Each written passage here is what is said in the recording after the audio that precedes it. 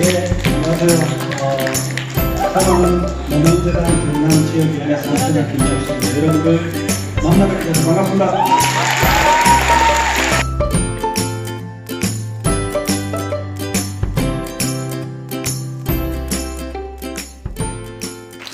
딱 특별하게 소개 멘트가 없습니다. 우리 유시민 이사관님 모시겠습니다.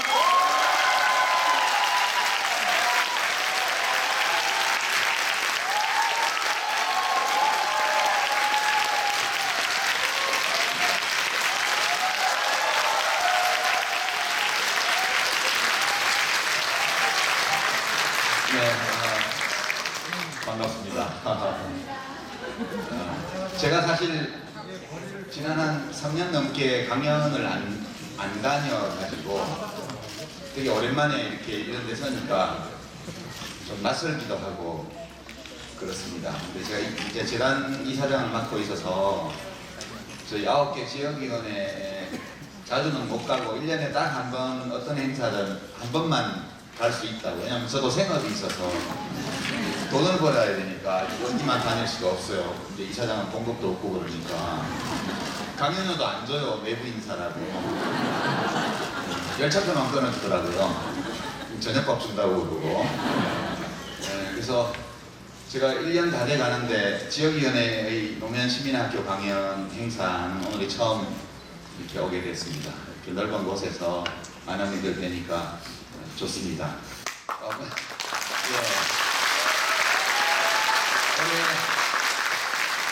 올해 못 배웠던 분들도 여기 좀 아는 분들도 계시네요. 이렇게 보니까 특히 노무현 대통령님 아주 중마고우이신 동아의 이재우 조합장님과 계셔가지고 아주 반갑습니다.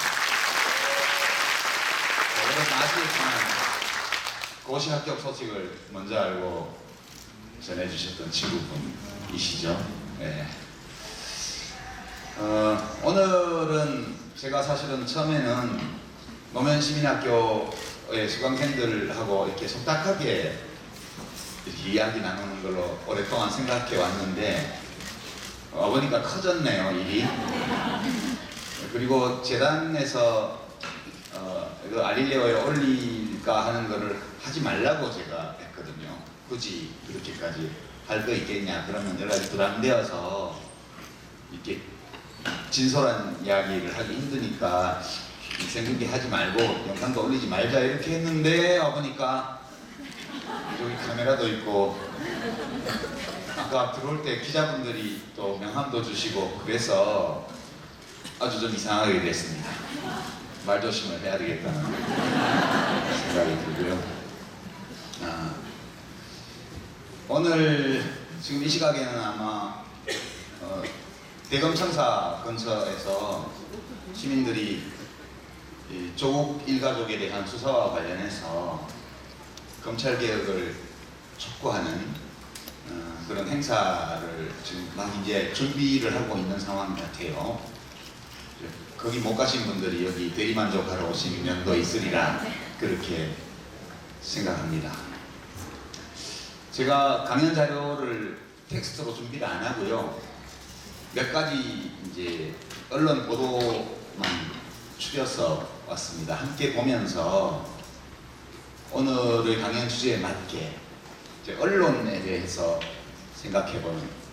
근데 이제 제가 무슨 언론이 잘못됐다, 기자들이 이렇게 잘못됐다 이런 얘기를 하려는 건 아니고 뭐 잘못됐든 아니든 간에 우리 언론이 이런 거는 현실이잖아요. 우리가 당장 바꿀 수는 없어요. 그분들이 마음먹은 만큼만 바뀔 수 있죠. 대통령도 못 바꾸는 거예요, 이거는.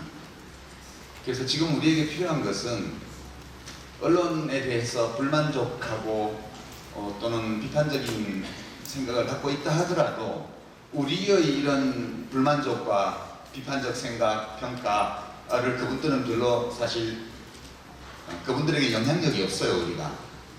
그러니까 우리가 지금 해야 되는 것은 그런 언론과 어떻게 더불어 살아갈 것인가, 이걸 어떻게 우리가 소화해낼 것인가, 그걸 한번 고민해보는 시간으로 조국 수사를 소재로 해서 한번 제 생각을 여러분께 말씀드리고요.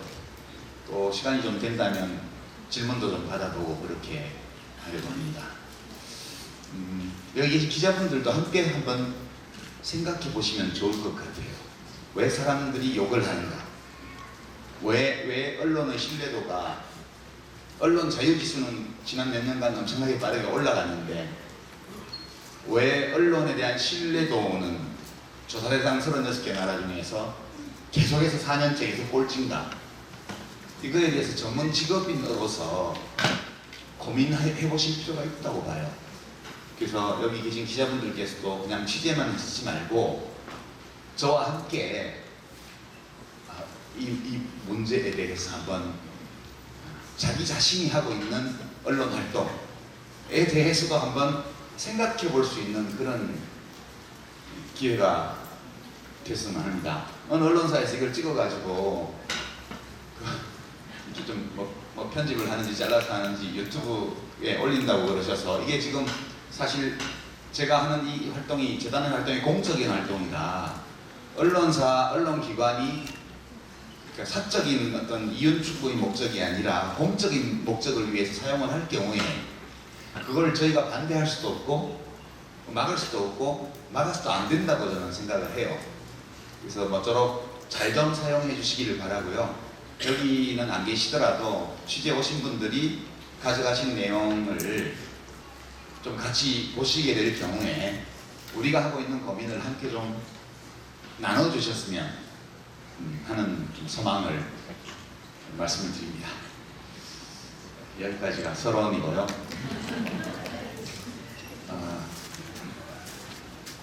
저기 노무현 대통령 메모가 붙어 있는데,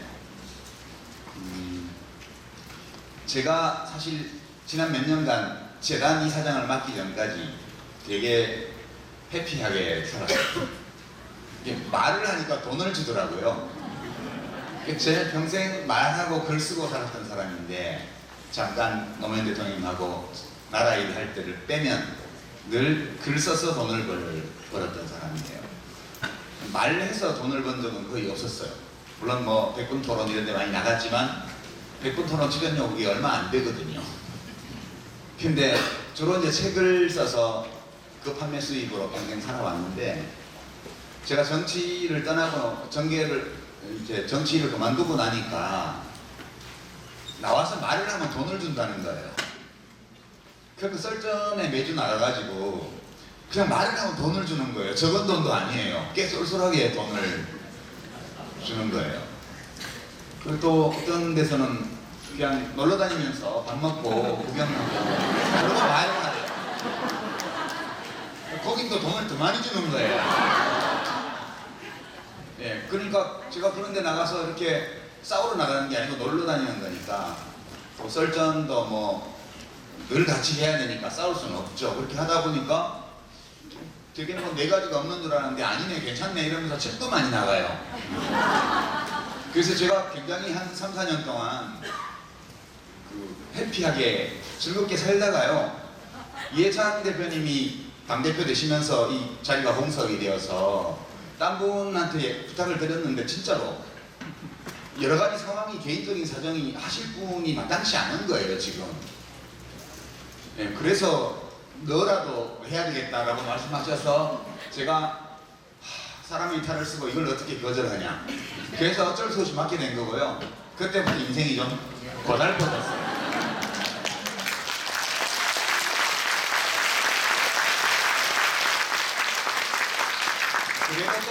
그래도 또 괜찮았는데 요즘 최근에 와서 되게 힘들어졌어요. 사방에서 저를 욕하는 소리가 검색 딱 누르면 막 그냥 신문 기사부터 시작해서 막 SNS 멘션까지 100개가 올라오면 한 7, 80개 이상 욕하는 거예요 다.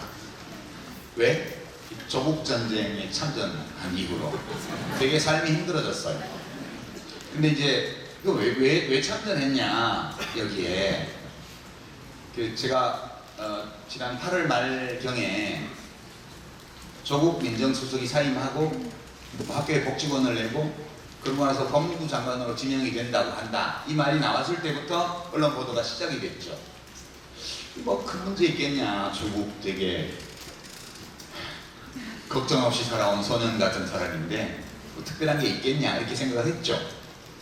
근데 조국 본인이 아니고 그 돌아가신 아버지, 또 어머니, 동생, 조카, 그 배우자, 아들, 딸 이게 차례차례 나오는 거예요. 근데 제가 그거 다 아주 개인적인 생활과 관련된 것이고 공적인 게 아니어서 아는 바가 없잖아요. 뭘 알아야 한마디 해줄 텐데. 그래서 아는 것도 없고 그래서 가만히 있었죠. 그래서 가만히 있다 보니까 이게 끝도 없이 가는 거예요. 그래서 제가 갑자기 이제 뭔가를 하긴 해야 될 것 같은데 뭘 알아야 뭘 할 거 아니에요. 그래서 이제 취재를 시작했어요. 그때부터 취재를 여기저기 시작을 하고 갈릴레오가 마침 쉬고 있을 때여서 호해를 제작을 해야 되나 그 고민을 하면서 여러 군데 취재를 하면서 이거 아닌데 하는 느낌이 온 거예요. 이게 아닌데 이렇게 가면 안 되는데. 그리고 2009년 논두렁 시계 보도 사태 때 하고 똑같아요. 지금 양상은 거의 똑같고요. 정도는 더 심한 것 같아요. 양상은 거의 비슷하고요. 정도는 그때보다 더 심각해요. 그래서 그냥 가만히 있으면 조국 장관이 어떻게 될지 저는 모르지만 어떻게 되든 나중에 좀 후회하게 될 것 같다는 생각이 들었어요. 노무현 대통령 그렇게 공격당하실 때 사실 제가 가끔씩 나와서 미디어에서 이야기도 하고 이렇게 하긴 했는데 그때도 이게 돈 문제 이런 게 걸려있고 이래서 잘 알지도 못하고 이래서 주춤주춤 하면서 있다가 그 일이 생겨버렸거든요. 그래서 이번에도 그냥 가만히 있으면 나중에 되게 후회하게 될 것 같다는 그런 두려움이 들어서 정확히 말씀드리면 제가 8월 27일 날 참전을 했죠. 네, 뉴스공장.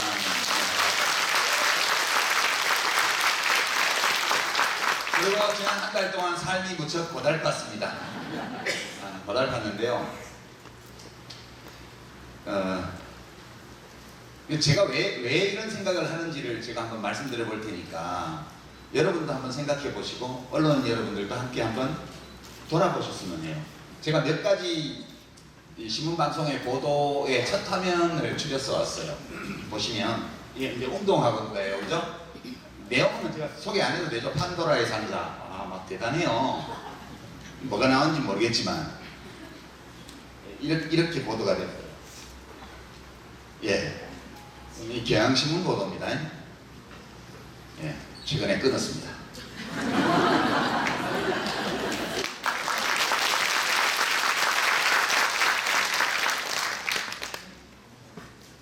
이게 이제 뺏겼으기 다운표 쳐가지고요.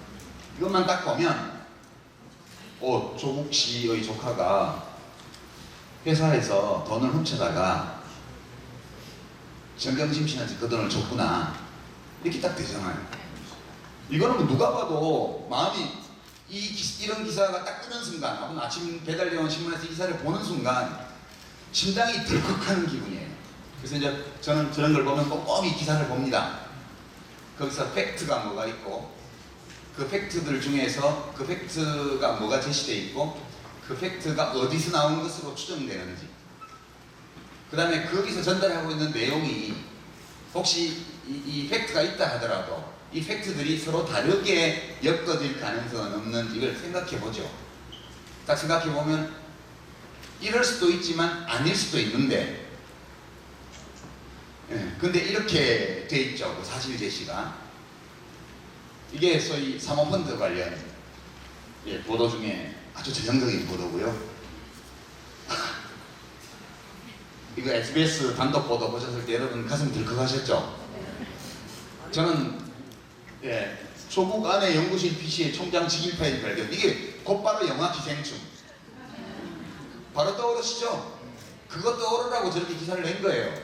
그것 떠올리라고요. 그러면 사람들이 조국 잘 되기를, 조국을 믿었거나 조국이 잘 되기를 바랐던 사람 경우에는 심장이 덜컥 떨어지는 거예요, 밑으로.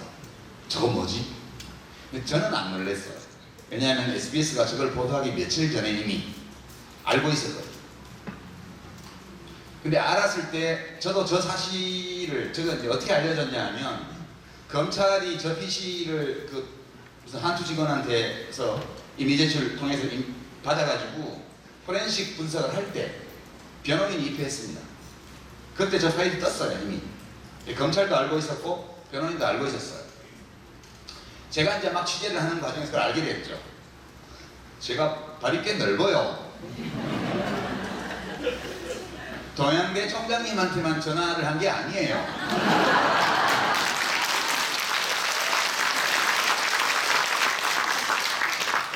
그래서 저 업무용 PC에서 저 직인 파일이 나왔고 뭐 서식 이런 게 나왔다는 얘기를 듣고 나서 저게 뭘까에 대해서 또 취재를 했어요. 저걸 알려면 동양대학교 교직원들하고 통화를 하면 되죠.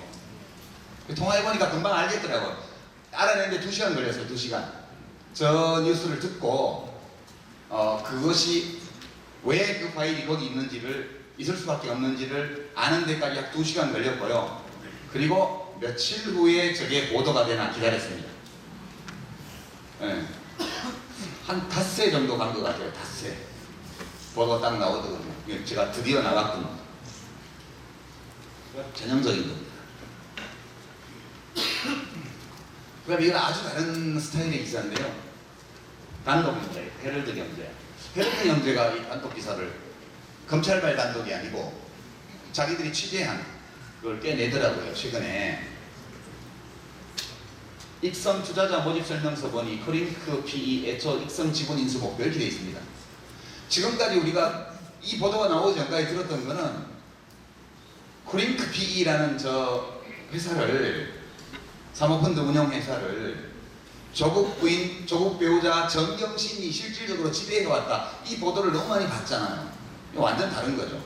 헤럴드 경제가 저걸 단독하고 나서, 보도하고 나서 받은 것이 아무데도 없었습니다. 저 보도를. 예. 시간이 한참 지나고 나서 한겨레 신문에서 녹취록 2015년도에 익성 부회장과 조범동 씨가 통화한 녹취록을 보도하면서 저 맥락의 보도를 하긴 했죠. 교통방송의 뉴스공장 말고는 어디에도 저 문제를 다룬 언론사가 없었습니다. 거의. 이건 전혀 다른 거죠. 이거는. 다시 앞으로 가시면요. 제가 전형적인 보도 몇 가지만 가져온 거고요. 저런 류의 보도들이, 이런 식의 보도들이 한 달 반 동안 쏟아졌습니다. 그러니까 저는 취재를 해보려고 노력을 했죠. 그리고 보통의 시민들보다는 제가 취재력이 있는 편이어서 일해야 되는데, 유럽도시기행 2권 원고 써야 되는데 9월달 내내 일을 못했어요. 진도가 안 나가요. 맨날 저거 취재하느라고요. 그런데 보통 시민들은 저처럼 취재할 시간도 없고 취재를 할 형편도 안 되고 어디에 취재를 해야 될지도 몰라요. 그러니까 어차피 언론 보도에 나오는 거에 의존할 수밖에 없죠. 그러니까 언론을 그렇게 신뢰하지 않는, 우리 언론 신뢰도가 세계적인 꼴찌예요. 검찰이나 언론이나 비슷해요. 신뢰도가 바닥에 있어요. 그런데도 저기서 나쁜 내용이 나오면 믿어요. 사람들은. 묘하죠. 그러면 제가 이제 여러분들께 저런 보도가 나올 때 저런 보도 속에서도 그래도 우리가 이성적으로 생각하면서 살아갈 수 있는 방법, 팁 몇 가지를 우선 드리면, 첫 번째는 소위 말하는 소스가 어딘가, 이 정보가 어떤 주체, 어떤 데서 나온 건가, 그것이 검찰에서 나온 것이냐, 야당에서 나온 것이냐, 아니면 기자들이 어디에선가 문서를 구하고 녹취록을 구해서 보도한 거냐, 이걸 따져보셔야 돼요. 저 정보를 언론에다가 제공한 주체가 누구인지 따져보시고요. 두 번째는 그 제시한 팩트가 사실일 가능성이 얼마나 있는지 또 생각해 보고요. 사실일 가능성이 되게 높다 라고 판단하는 경우에는 저 사실을 이런 방식으로밖에 해석할 수 없는지 그것도 생각해 보는 거예요. 그 세 가지를 늘 염두에 두고 저는 언론 보도를 지금까지 봤습니다. 누가 제공한 정보지? 그 다음에 이 보도에 우리가 확실하게 사실이라고 믿을 만한 그런 팩트가 뭐가 있는지, 근데 이 팩트를 반드시 이 기사에서 해석한 대로 해석해야 하는지, 다른 가능성은 없는지, 그렇게 해보는 거예요. 참 독자 노릇하기 힘들어요. 언론 보도를 볼 때마다 이 생각을 해야 되기 때문에, 그래서 꼼꼼히 보기가 어려워져요. 그러니까 이제 제목만 보게 되죠, 사람들은. 그러면 다 넘어가는 거예요. 이게 이 보도에. 여기 보시면 저도 처음에 당황했어요. 저 정보를 듣고 나서. 그리고 여기저기 전화를 돌렸죠. 돌리고 나서 이해가 됐어요. 이해가 됐는데, 저 보도는 기본적으로 검찰발 정보죠. 검찰밖에 없어요. 변호인 쪽에서는 검찰이 저걸 어떻게 써먹는지만 보고 있었지 자기들이 써먹을 이유가 없잖아요. 비록 사건과 무관한 거라 하더라도 나가서 좋을 건 없으니까. 그러니까 우선 정보를 제공한 주체가 검찰이에요. 검찰일 수밖에 없죠. 검찰 아니고 다른 데인 거는 가능성이 제로예요. 비사실 유출이에요. 비사실 유출. 두 번째 아까 제가 말한 두 번째, 이게 팩트일까? 팩트. 저게 없이 저런 보도가 나올 수가 없어요. 직인 파일이 없이 직인 파일이 있다는 게 나올 수가 없어요. 팩트. 세 번째는 저기서 위조로 연결을 시켰던 보도를. 그러면 대학 교수 혹은 어학원장의, 동양대학교 어학원장의 업무용 PC에 파일이 있다는 것이, 총장 직인 파일이 있다는 것이 곧 저 컴퓨터로 파일을 위조했다는 것의 증거가 되는가? 되게 판단하기 어려워져요. 판단하기 어려워져요. 그러니까 넘어가는 거죠. 그러라고 검찰이 저 정보를 SBS 준 거죠. 어떤 식으로? 마감 시간 직전에. 마감 시간 직전에 주는 거예요. 왜 제가 마감 시간 직전에 준 사실로 확인을 못했어요. 마감 시간 직전에 줬다고 봐요. 왜냐? 기자들이 바보가 아니에요. SBS 같은 언론사의 신입사원 모집에 합격한다는 게 쉬운 일이 아니잖아요. 고시 합격하는 것만큼 어려워요. 공부 잘하고 글 잘 쓰고 책 많이 읽은 젊은이들이 SBS 기자가 돼요. 그리고 법조 기자면 그 중에서도 똘똘한 기자예요. 데스크에 있는 간부들은 더 많은 경험을 가지고 있는 언론인들이에요. 근데 저 보도가 나오기 3일 전인가? 이미 기소를 했잖아요. 검찰이 국회 청문회를 진행하고 있던 9월 6일 밤 10시 넘어서 법원에 공소장을 냈어요, 이미. 근데 공소장 내용은 그때까지 공개 안 되고 있었죠. 나중에 공개된 바에 따르면 직인을 임의로 갖다가 찍었다고 공소장에 돼 있어요. 정경심 교수가 학교에서 상장을 임의로 자기가 마음대로 만들어서 성 이름을 알 수 없는 어떤 공범과 함께 총장 직인을 날인했다고 돼 있어요. 공소장이에요. 그거 하는 데는 컴퓨터상에 총장 직인 파일이 필요 없죠? 그때 SBS 기자는 이미 저도 알고 있었기 때문에 공소장 내용을 저 내용을 알고 있었어요. 저 보도를 할 때. 그러면 법원에 이미 제출한 공소장과 완전히 다른 내용이에요. 만약 법원에 제출한 검찰의 공소장이 검찰의 확신이라면, 그 증거가 있다면 저 정보는 아무 가치가 없는 거예요. 날인을 했다며 종이에다가. 그게 무슨 소용이 있어요? 그러면 이거를 그 SBS 기자분들이 뭘 생각을 못했을까? 전혀 그렇지 않아요. 생각할 시간이 없는 거예요. 저거를 방송 뉴스 편집 시간의 마지노선에 걸쳐서 정보를 딱 주고 니네가 보도 안 하면 딴 데 줄 거야 이렇게 말하면 그냥 보도되는 거예요. 대부분의 검찰발 기사가 저녁 뉴스에 프라임타임 뉴스에 단독을 달고 나올 때는 이런 식으로 제공된 정보들입니다. 그래서 저런 보도가 나오는 거죠. 저 보도를 한 이현정 기자가 어리석어서 저런 보도를 한 게 아니에요. 지금 우리 언론의 속보 경쟁의 구조가 이렇게 돼 있기 때문에 어쩔 수 없이 하는 거예요. 저거를 데스크에 있는 기사를 보고받아서 편성을 하고 이렇게 하는 보도국 데스크에 있는 경험 많은 기자들이 바보라서 저걸 내보내는 게 아니에요. 깊이 검토할 시간이 없는 거예요. 이 속보 경쟁 시스템에서. 그리고 검찰은 이거를 지난 2달 동안, 한 달간 동안 엄청나게 잘 사용해 왔어요. 여기까지 오늘의 강연 주제에 맞는 내용입니다. 여기까지가.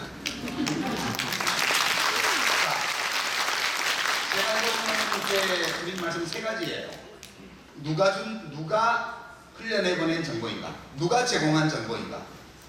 네, 그 보도 안에 사실로 인정할 만한 또는 인정할 수밖에 없는 팩트가 뭐가 있는가? 정보가.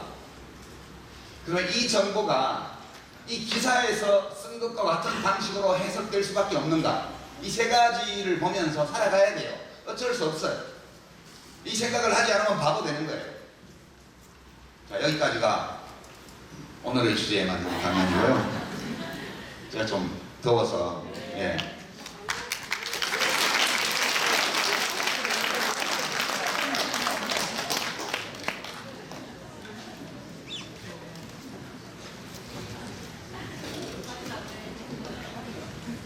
지금부터는 기자분들이 좀 좋아하시는 만한 얘기들을 아무래도 해야겠죠.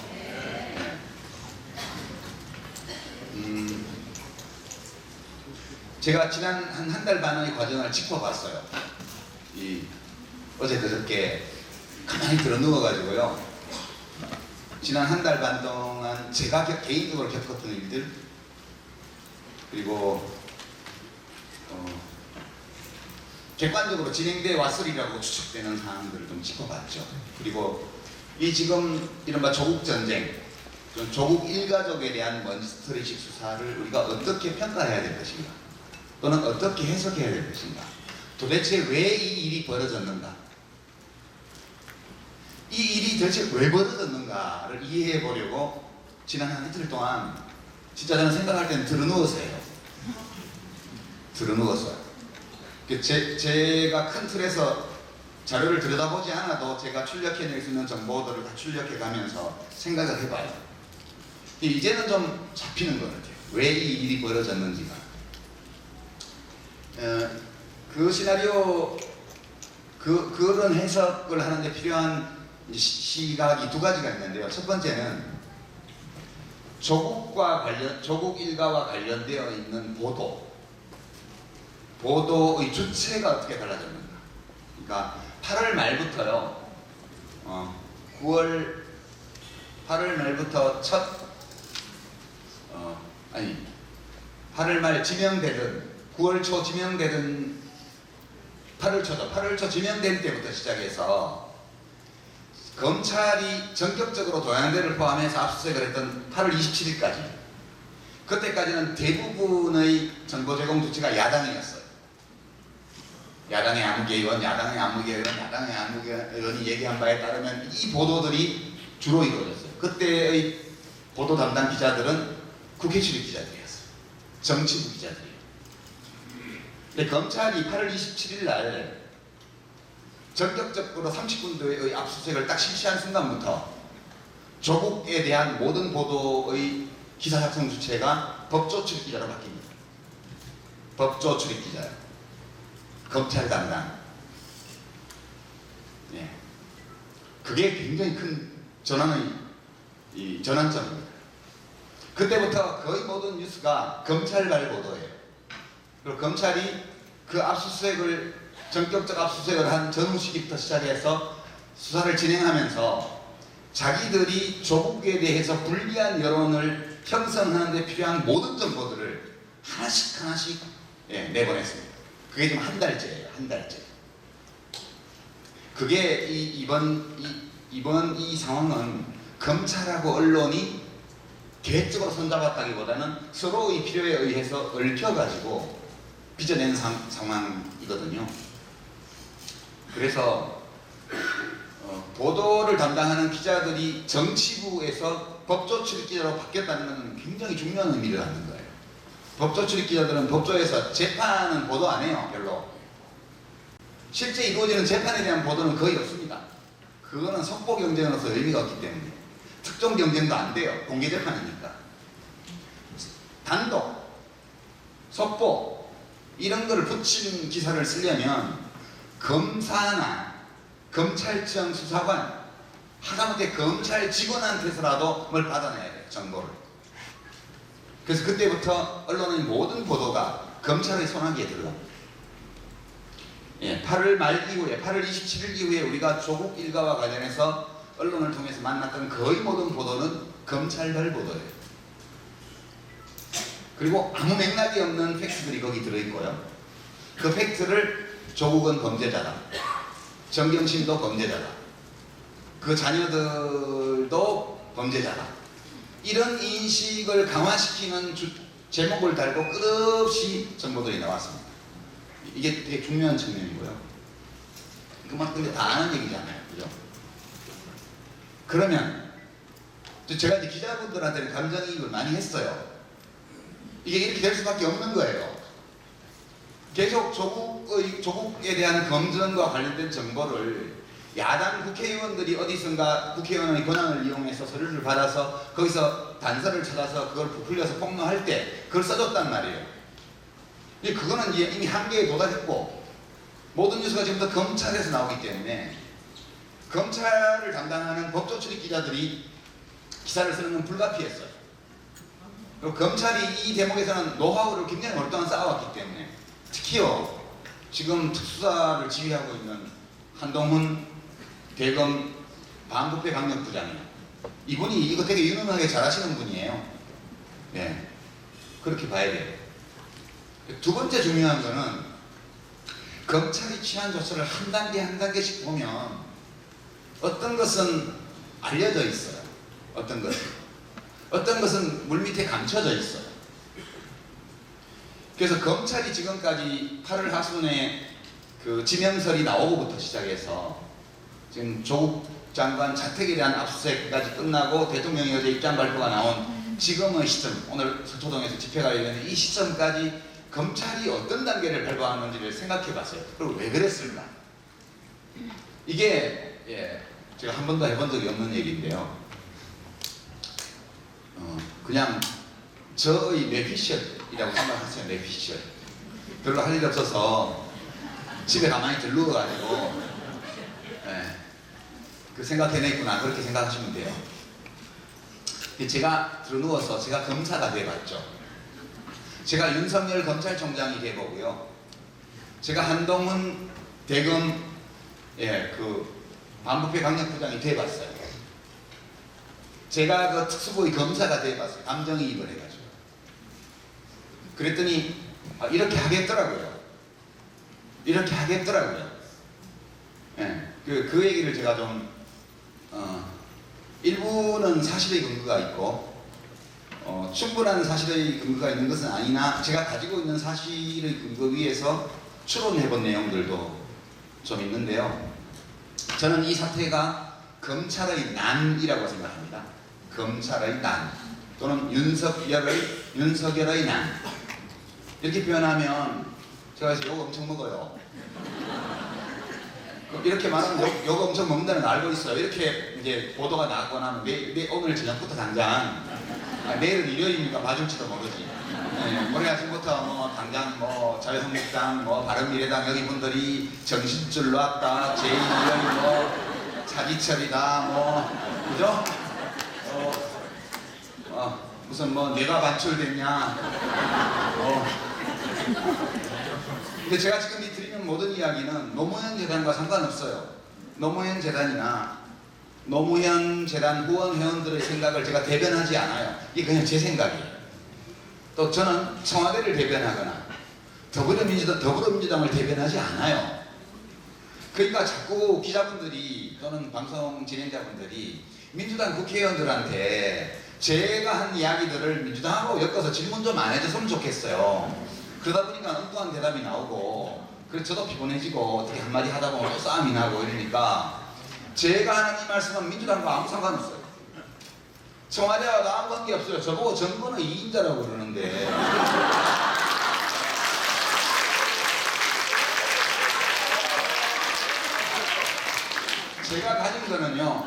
제가 가진 거는 말과 글밖에 없어요. 저의 말과 글이 정말 이상하고 의미가 없다 그러면 아무도 귀 기울이지 않을 거예요. 저의 말과 글이 그래도 들을만하다고 하면 시민들이 반응을 할 거고요. 그러니까 지금 보면 자유한국당, 바른미래당 국회의원들이 할 일도 되게 없어. 자기들이나 바둑 잘 두면 되지. 바둑 해설하는 사람 상대로 그 수는 원래 그런 수가 아니었어 이러면서 저하고 막 욕을 해요. 바쁜 분들이 왜 비평하는 사람 욕을 하고 그래. 안 바쁘니까. 그죠? 안 바쁜가 봐요. 그러고 뭐 저보고 차지철이라 그러는데, 제가 진짜 차지철이면 저보고 욕하는 그분들 벌써 중앙정보부 지하실에 가서 거꾸로 매달려서 고추장을 물었어요.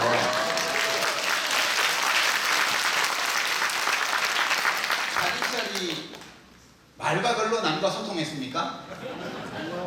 여기 부마항쟁이 일어나고 나니까 100만 명 정도 탱크로 깔아주기도 괜찮다고 얘기했던 사람이잖아요. 저를 욕하는 건 좋은데 근데 말이 되게 욕을 해야지. 네, 차지철은 너무했어. 그렇고요.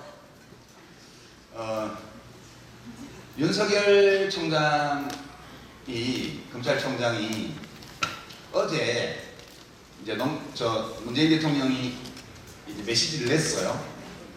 다 아시잖아요.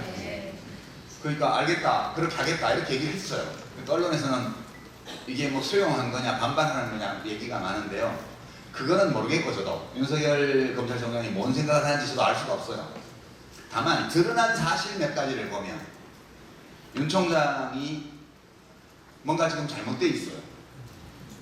그 제가 어디서 알 수 있냐 하면 자택 압수수색 때 정경심 교수가 쓰러졌냐 안 쓰러졌냐, 그 다음에 짜장면을 먹었냐 뭐 제육덮밥을 먹었냐, 이런 중요한 문제들이 있죠. 아주 중요한, 너무 중요하기 때문에 검찰이 이례적으로 신속하게 대응을 해서 해명을 할. 그리고 뭐라고 했냐면 윤 총장은 국회에서 문제가 되기 전까지는 몰랐다고 얘기를 했어요. 자, 조국 장관의 자택, 현직 장관 자기 상급자의 자택을 검사들이 압수수색했는데 거기서 수사 압박을 받았어요. 압수수색을 방해하는 듯한 피의자 가족 혹은 피의자, 잠재적 피의자의 압박을 받았어요. 그러면 검찰총장한테 이걸 보고를 안 했다. 그러면 그 검찰총장 있으나 마나죠. 바로 보고해야죠. 총장이 몰랐다는 얘기는 총장이 그냥 바지저거리거나 또는 그 검사들이, 특수부 검사들이 보고를 받고 별것이 아닌 일로 생각했기 때문에 보고 안 한 거예요. 그렇죠? A 아니면 B예요. 아, 이건 뭐 별거 아니야, 그냥 아무 일도 아니야 해서 보고 안 했던가.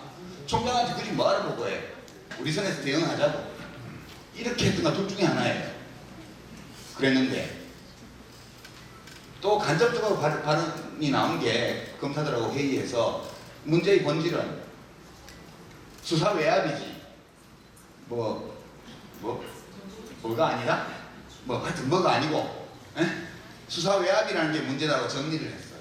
그러면 그 보고를 누구한테 받았게요? 그 당시 압수수색 당시 조국 장관과의 통화한 내용과 그 당시 상황과 그걸 누구한테 보고받았겠어요?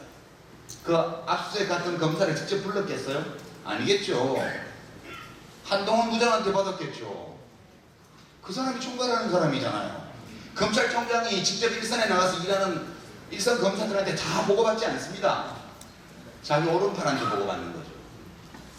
그러면 말이 안 되잖아요. 수사 압수수색을 방해하는 압박이었다면 자기한테 보고가 왔어야 돼요. 내가 검찰총장인데. 그러면 너 왜 나한테 보고 안 했어? 라고 얘기해야 맞죠. 당연하잖아요. 그러면 윤석열 총장이 도대체 검찰을 어떻게 운영하고 있는 거냐, 이게 제가 순간적으로 되게 의심스러워졌어요. 좀 이건 이상하다. 이런 것 때문에 검찰이 왜 저럴까를 제가 생각해 본 거죠. 그래서 대체로 제가 이것을 검사의 난이라고 생각하는 이유를 말씀드릴게요. 그리고 언론에서는 이것을 어떻게 지금 보도하고 있냐면, 문 대통령이 조국과 싸우고 있던 검찰을 나하고 싸우라고 전선을 옮겼다. 오늘 아침 세계일보 보도예요. 그런 취지의 보도예요. 검찰총장이 대통령과 맞짱 뜰 수 있는 지위예요? 아니요. 여러분, 검찰은요 사법부가 아니에요. 여러분, 대한민국 정부 홈페이지에 들어가셔서, 청와대 홈페이지나 뭐 총리실 홈페이지 들어가셔서 중앙부처 직제표를 보세요. 직제표를 보시면 맨 위에 대통령, 행정부 직제표가 맨 위에 대통령, 그 밑에 국무총리, 그 밑에 각부 장관이, 각부 장관 짜 있고, 각부 장관 중에 건재순으로, 서열순으로 한 뭐 약간 중상위권의 법무부 장관이 있고요. 법무부 장관 밑에 점 짝짝짝짝 해서 검찰청 이렇게 돼 있습니다. 검찰청은 법무부의 외청이에요. 중요한 기관이기 때문에 검찰총장은 그 기관의 이름이 청이지만 총장이라고 불러주고요. 경찰청장과 달리 검찰총장이라고 해주고요. 장관급 예우를 해줘요. 왜 장관급 예우를 해주냐? 거기 검사장들이 다 차관급이라서 전두환이가 그렇게 만들어 놔가지고 차관급이 몇십 명이 있는데 그 위에 대장이 차관급이면 안 되잖아요. 그래서 총장급이에요. 장관급이에요. 그렇지만 검찰청은 법무부 외청이에요. 행정부에 속해 있어요. 행정부의 수장은 누구예요? 대통령이죠. 대통령은 그 수장의 권한을 누구한테 받았어요? 국민한테 받았죠. 대통령 선거를 통해서. 이게 국민 주권이에요. 행정부는 선거로 뽑고, 사법부는 시험으로 뽑고, 입법부는 선거로 뽑고, 이게 우리의 국민 주권에 입각한 그 권력의 부여 방식이에요. 검찰청은 법무부의 외청이고요. 국무총리의 지휘 아래, 법무부 장관 지휘 아래 있고요. 법무부 장관은 총리 밑에 있고요. 총리 위에 대통령이에요. 그러면 자, 검찰총장이 대통령하고 맞짱을 뜬다. 이거 어디 많이 보던 풍경 아니에요? 1979년 말 80초 이럴 때, 저는 전두환의 신군부가 갖고 있던 정서 상태 비슷한 것이 이 검사들에게 있다고 봐요. 왜 이렇게 말씀드리냐면, 자기들이 나라를 구해야 된다는 거예요. 우리가 나라를 구해야 돼. 우리가 정의를 수립해야 돼. 우리가 확신을 가지고 이 일을 할 때는 대통령도 간섭하면 안 돼. 라고 생각하는 거예요. 이 생각 자체가 나쁜 건 아니죠. 정말 뛰어난 애국심과 이런 걸 가지고 있어요. 근데 문제는 검사들이 그걸 할 만한 사람들의 집단이 아니라는 거. 그게 첫 번째 문제고요. 그걸 하라고 뽑힌 사람들이 아니에요. 그냥 20대 때 시험 잘 봐서 뽑힌 사람들이에요. 구국의 결단을 하기에 적합한 사람들이 아니에요. 그건 첫 번째는. 두 번째는 검사들은요, 두려움 없이 살아온 사람들이에요. 대한민국의 어느 집단도 검사들처럼 죄를 저지르고도 벌을 안 받는 인간 집단이 없어요.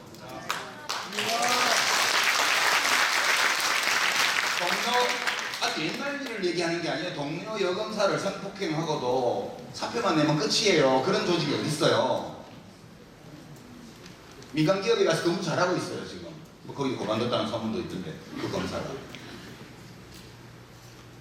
공문서를 위조한 검사의 범죄를 덮어준 사람들에 대해서 직무유기로 임원정 검사가 고발을 했는데 그 수사를 안 하는 검찰이에요. 이 검찰 조직이요. 서지현 검사 사건 때 나왔지만 장례식장에 문산 가가지고 거기서 성추행을 해놓고 그거에 대해서 항의하니까 좌천시키는 조직이 검찰이에요. 검찰은요, 구국의 결단을 하면 안 되는 조직이에요.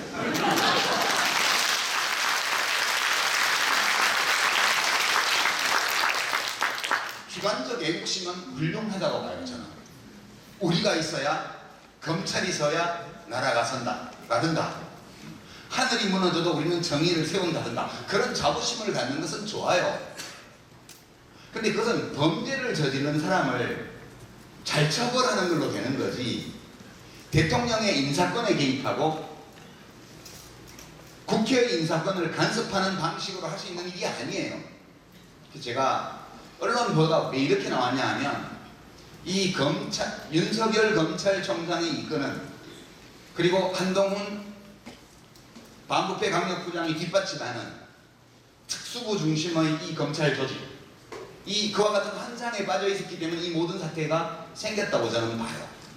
우선 제가 이렇게 판단하는 뇌피셜이라고 할게요. 그냥 윤석열 총장에 대해서 제가 한마디 했습니다. 지명 전에 조국 일가에 대한 내사 자료를 토대로 해서 조국 일가는 범죄자다라는 강력한 예단을 이미 형성했고, 그 판단과 그 판단의 근거가 되는 정보들을 청와대에 전달하려고 했다. 그리고 법무장관을 통해서 하지 않고 다른 사람을 통해서 그걸 했다. 하려 했다고 제가 표현을 하려 했다고 표현했어요. 하려 했다 이렇게 표현했고요. 한 적 없으면 저를 고발하는데요. 한 적 없습니다. 예. 제가 취재해본 바에 따르면 했어요. 그 시도를. 그 대통령에게 적어도 최소한 2경로 이상으로 전달이 됐고요. 대통령이 그 보고를 다 받고 나서 지명했어요.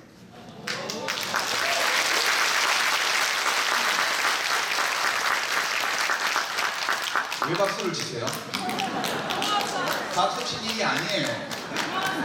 그래서 제가 윤석열 총장에게 공개적으로 제가 권했습니다. 최초에 한동훈 부장에게 받았으리라고 짐작되는 그 최초 보고와 지금까지 수사가 이루어진 내용을 한번 비교를 해보시라. 그래서 최초에 윤 총장 자신이 형성했던 그 예단, 확신, 그것이 얼마나 근거가 있는 것인지에 대해서 지금 한번 비판적으로 한번 검토를 해보시라 라고 말씀드렸어요. 언론에 이게 크게 보도가 됐죠. 검찰에서 해명을 했어요. 진짜 제가 좀 세긴 센가 봐요. 한동훈 부장이 검찰총장에게 보고하는 것은 상식적인 업무래요. 맞아요. 누가 아니라고 그랬나? 제가 키라고 그랬잖아요. 그거는 해명이 아니에요. 저도 그것은 상식적인 활동이고 아무런 문제가 되는 게 아니에요. 제가 말한 거는 그 보고의 내용을 문제 삼는 거예요. 한동훈 부장에게 보고받는 건 너무 당연하죠. 누가 그거 물어봤어요? 그리고 뭐 특수부가 4부까지 있는데 특수부장들이 뭐 검찰총장에 보고한 건 내가 얘기하는 것도 없어요. 근데 뭐 보고를 간 것도 뭐 2부장이 아니고 4부장이 갔다는 거, 이런 쓸데없는 얘기들을 왜 늘어놓냐는 거예요. 최초에 윤석열 총장이 조국 일가는 가족 사기단이다, 범죄자다, 이렇게 너무 강력한 예단을 한 것이 이 문제의 출발점이었다고 저는 봐요. 그게 첫 번째고요. 두 번째, 자유한국당에서 고발을 했어요. 그 사람들은 툭하면 고발하래. 저도 고발당했어요. 무고로 맞고서 할까봐. 저는 법원 가는 거 싫어해요. 네, 안 좋은 추억이 많아가지고 저는 검사들 만나기 싫어요. 법정에도 가고 싶지 않아요. 그래서 제가 뭐 최성해 총장님하고 통화를 했는데 그분 요새 어디 가셨어요? 안 보이죠? 제가 압박을 한 적도 없고요. 근데 뭐 계속 제가 무슨 뭐 외압을 행사한 것처럼 기정사실화 해놓고 언론에는 떠들어요. 그거는 그분 말씀이시죠. 저는 취재를 했어요. 그리고 서로 간에 아주 좋은 관계였고요. 이번 일이 터지기 전까지. 이제는 무서워서 전화를 못 드려요. 총장님 지금 어디 계셔요? 이렇게 전화했다가 난리가 날 것 같아요. 좀 걱정되는 바가 많아요.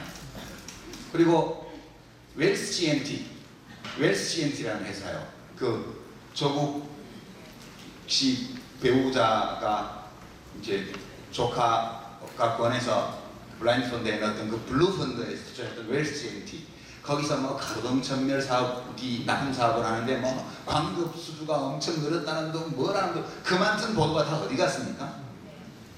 이게 이제 그 다음에 단계에 이게 문제가 생긴 건데 검찰이 그렇게 건의를 하면 대통령이 그러니 난 몰랐네. 근데 조국이 불러서 한번 물어볼게. 그러고 나서 접을 줄 알았는데 그냥 지명을 해버렸어요. 승질나잖아요. 날 뭘로 보는 거야? 우리를 뭘로 보는 거야? 검찰 특수부를 띄엄띄엄 보내? 약간 자존심이 긁혔을 거예요. 그러고 있는데 자유한국당이 고발을 했네? 얼마나 좋아요. 그죠? 그리고 뭐 청문회를 한 해 만에 막 시끄러울 때 바로 전격수사에 착수를 한 거죠. 30군데 넘게 바로 첫날 그냥 압수수색을 했어요. 오래 준비한 거죠 이미. 상당 기간 준비했었습니다. 그러니까 청문회가 진행되는 걸 보고 거기서 당사자의 해명도 듣고 그러고도 풀리지 않는 문제들이 있으면 수사하는 건 괜찮아요. 근데 법무장관 되고 나면 어떻게 수사를 하냐 이거예요. 법무장관 되기 전에 끝을 봐야 된다 이렇게 본 것 같아요. 그래서 국회 청문 절차가 예기되고 있는 시점에서 전격적으로 수사 착수를 해요. 그것도 어마어마하게 국정농단 때보다 더 세게 해요. 그러면서 이거는 뭐였냐면 국회 니들 해봐야 소용없어. 큰 뭐 야당에서 청문보고서 채택 안 해줘도 대통령 임명할 거잖아. 우리 선에서 끝내볼게. 그래서 괜히 쉴 데 없이 청문회 하고 그럴 필요 없어 라고 생각하고 수사에 들어갔던 거예요. 근데 해보니까 조국이 잘 안 나와. 안 잡혀. 조국은 잡히기가 되게 어려워요. 이 사람이 모든 살림살이며 자산관리며 애들 스펙 모으는 것들을 다 정경심 교수가 했기 때문에 조국은 정말 걱정 없는 소년처럼 살면서 밖에 나가서 좋은 얘기 많이 하고 그래서 그게 다 부메랑이 된 거예요. 나중에 결과적으로. 지금 부메랑 됐다고 욕하는 내용이 얼마나 사실인지는 따져봐야 되겠으나 어쨌든 그렇게 옳은 얘기를 많이 안 했으면 말을 덜 들었을 거 아니에요. 그러니까 조국 이 사람 조국 자체는 범죄에 연루시키는 것이 불가능해요. 그래서 검찰이 내사 자료를 보고 원래 있던 자료를 보고 원래 그런 거 없었다고 하는데 거짓말이에요. 제가 보기에는 원래 지명 전에 이미 있었어요. 내사 자료가. 구체적인 내용까지는 말 안 할게요. 그리고 그 다음에 조국이 거기서 확실히 걸리지 않기 때문에 가족들을 대상으로 턴 거예요. 동양대부터 시작해서.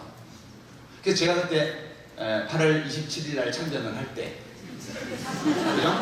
뉴스공장 나가서 제가 나가겠다고 전화 걸어서 참전을 했던 거거든요. 그때 제가 가족인질극이다 그렇게 말을 했어요. 그랬더니 막 비난이 언론에서 어마어마하게 쏟아지더라고요. 가족인질극 맞죠 지금? 조국은 아무것도 없어요. 조국은 자택 압수수색도 조국이 피의자가 아니에요. 정경심만 피의자예요. 조국은 피의자가 아니에요. 조국은 지금까지 피의자로 전환할 수 있는 단서를 아무것도 못 찾았어요. 그러니까 당사자는 아무것도 걸 게 없는데 그 부인과 자녀들의 문제로 어마어마한 도덕적 비난을 받게 할 수는 있죠. 그게 가족인질극이죠. 그러니까 너 황산벌에 나가는 계백처럼 될래? 이렇게 물어본 거예요. 그죠?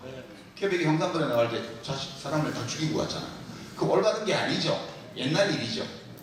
그러니까 너 뭘 하려고 하는지 모르겠지만 가족 다 죽이고 너 혼자 장관할 거야? 라고 물어본 거예요.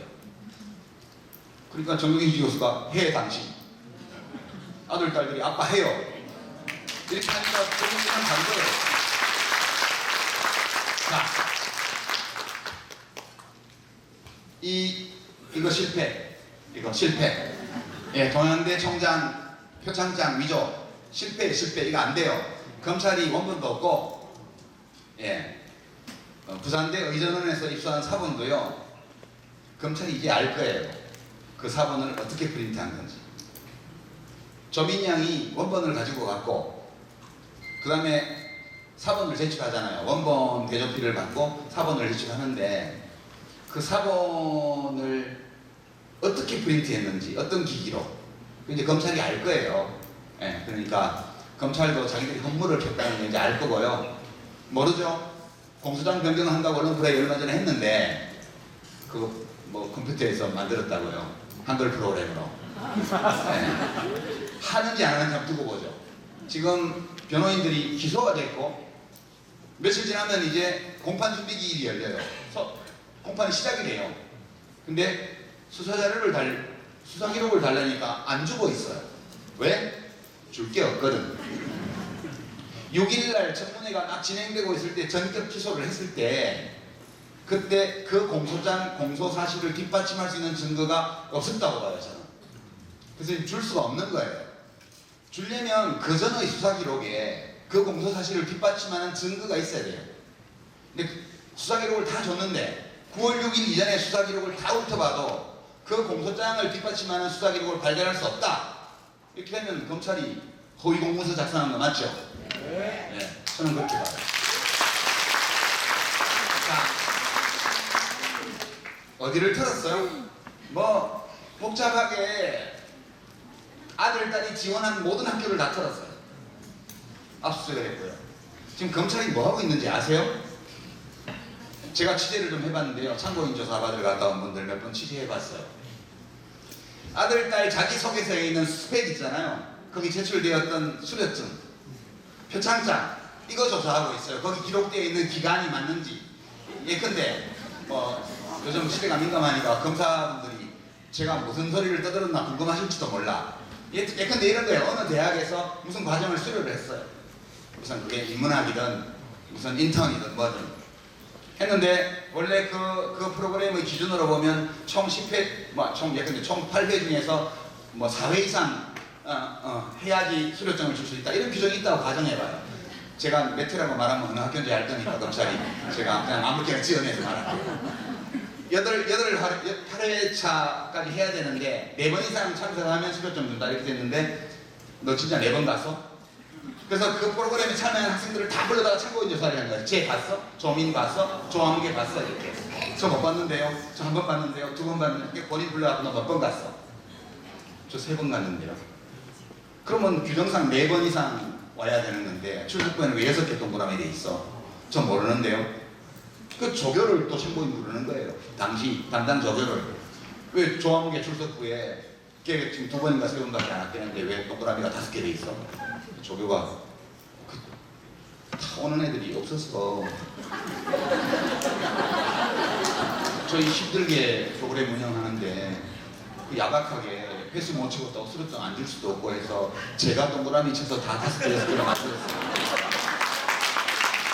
대한민국 특수부 검사들이요, 우리가 낸 세금 가지고 그 조사를 하고 있어요 지금. 근데 이건 무슨 얘기냐 하면 그렇게 털어서 딸 아들이 관련되어 있는 그 부인의 행위와 관련해서 사모펀드, 저것도 아무것도 안 나옵니다. 사모펀드, 표창장, 수료증, 상장, 자기소개서 이런 거 다 털어서 사실과 다른 건 있겠죠. 강연이 있을 수밖에 없죠. 그거는. 그런 식으로 따지면 SK의 학생들 다 틀어볼까요? 그러니까 그런 거를 조사를 하고 있는데 이렇게 압박을 하면, 그러니까 조국은 입건 못해도 정경심은 영장 친다. 이렇게 가면 조국이 꿇을 줄 알았죠. 근데 이 인간이 그냥 죽을 각오로 매일 출근합니다 이러면서 가고 있어.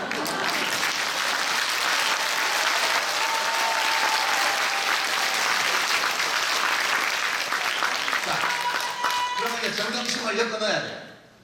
정경심 교수는 뭐 동양대 표창장 위조 이런 건 이미 불구속 기소고 그건 더 이상 수사도 못해요. 이미 기소해놨기 때문에. 구속영장을 치려면 돈 문제가 있어야 돼요. 그래서 저 사모펀드를 엄청나게 뒤지고 있는데요.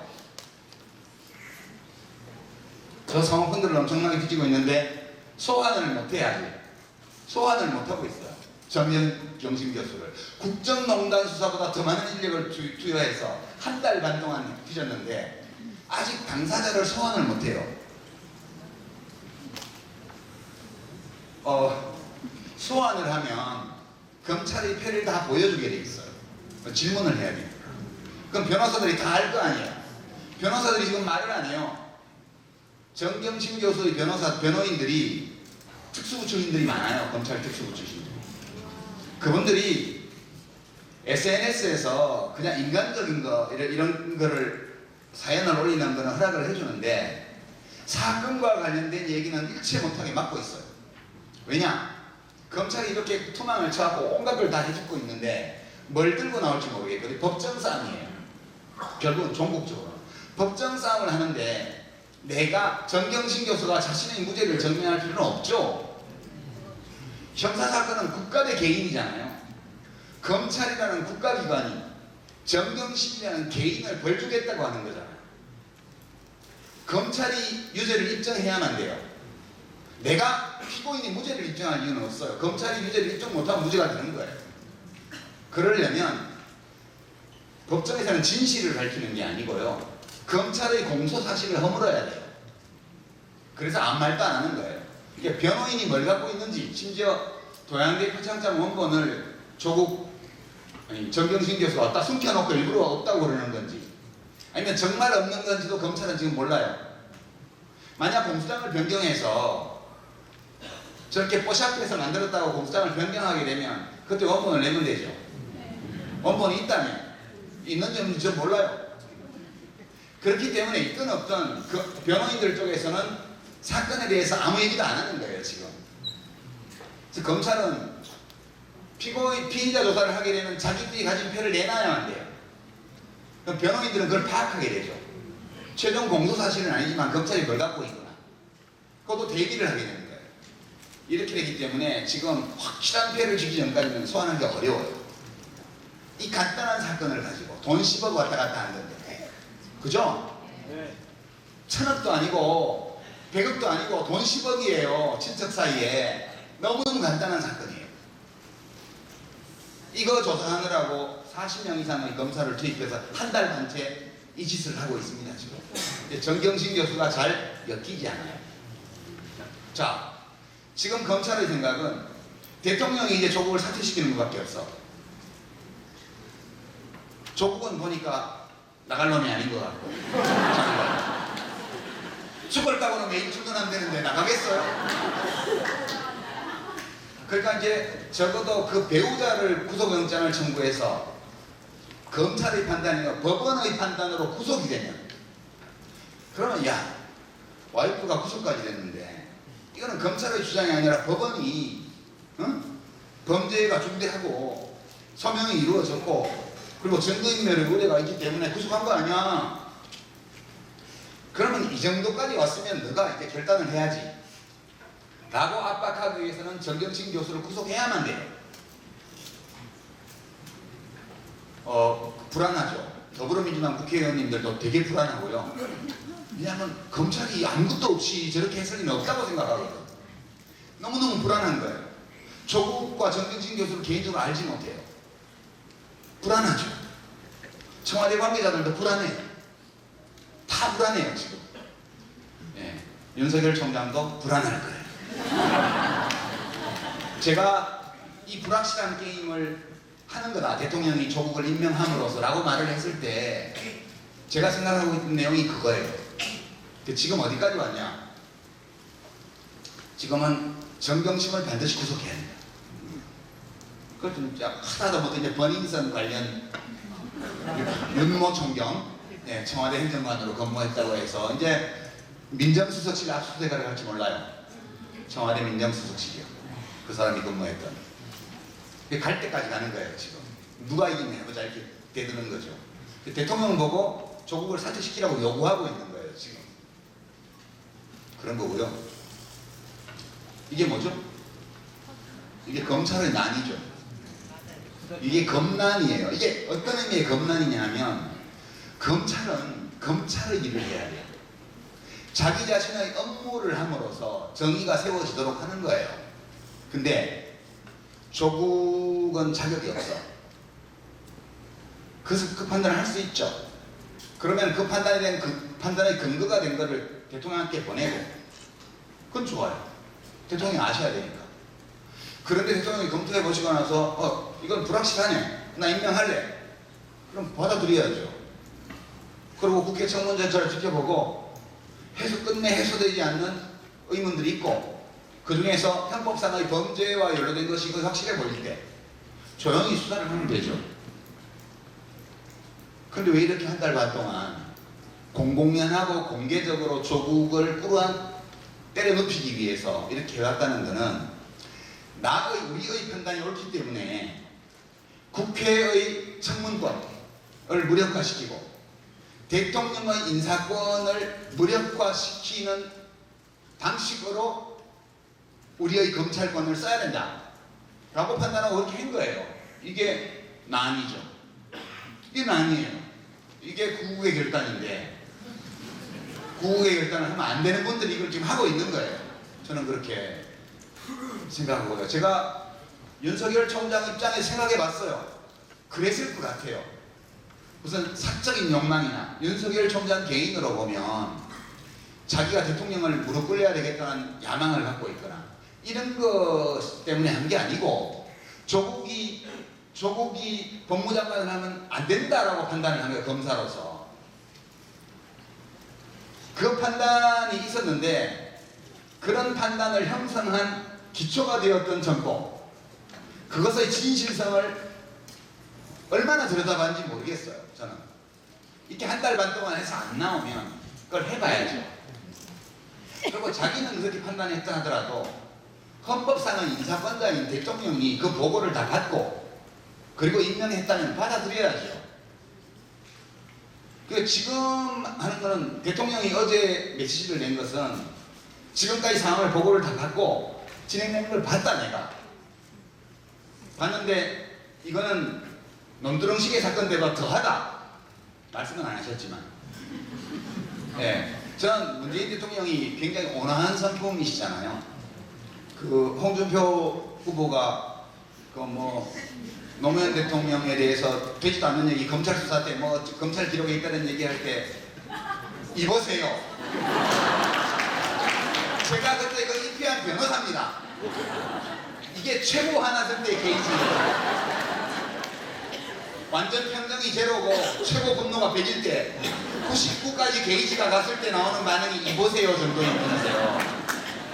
그분이 어제 그 정도의 메시지를 고민정 대변인을 통해서 냈다는 거는 너네 지금 너무 나갔다. 너네 지금 헌법을 위반하고 있다. 무시하고 있다. 너네 지금 언론을 통해서 공작 정치를 하고 있다. 이 경고를 한 거예요. 그러니까 지금부터는 이 검찰의 난이 족국을 넘어서 대통령하고 맞대결하는 양상으로 지금 가고 있어요. 저는 이게 위헌적인 쿠데타라고 생각해요. 총칼로 하는 쿠데타는 아니지만 검권으로 하는 쿠데타라고 보고요. 이제 여기서 우리가 가지게 되는 의문이 오늘 좀 위험한 발언 진짜 많이 했어요.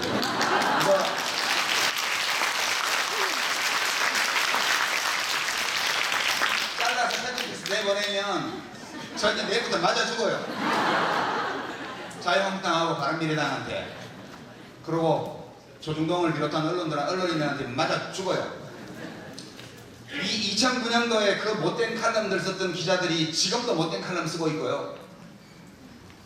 2009년도에 검사들한테서 되지도 않은 정보 받아서 기사 써내던 그 기자들이 지금도 써내고 있고요. 10년이 지났지만 똑같습니다. 양상이.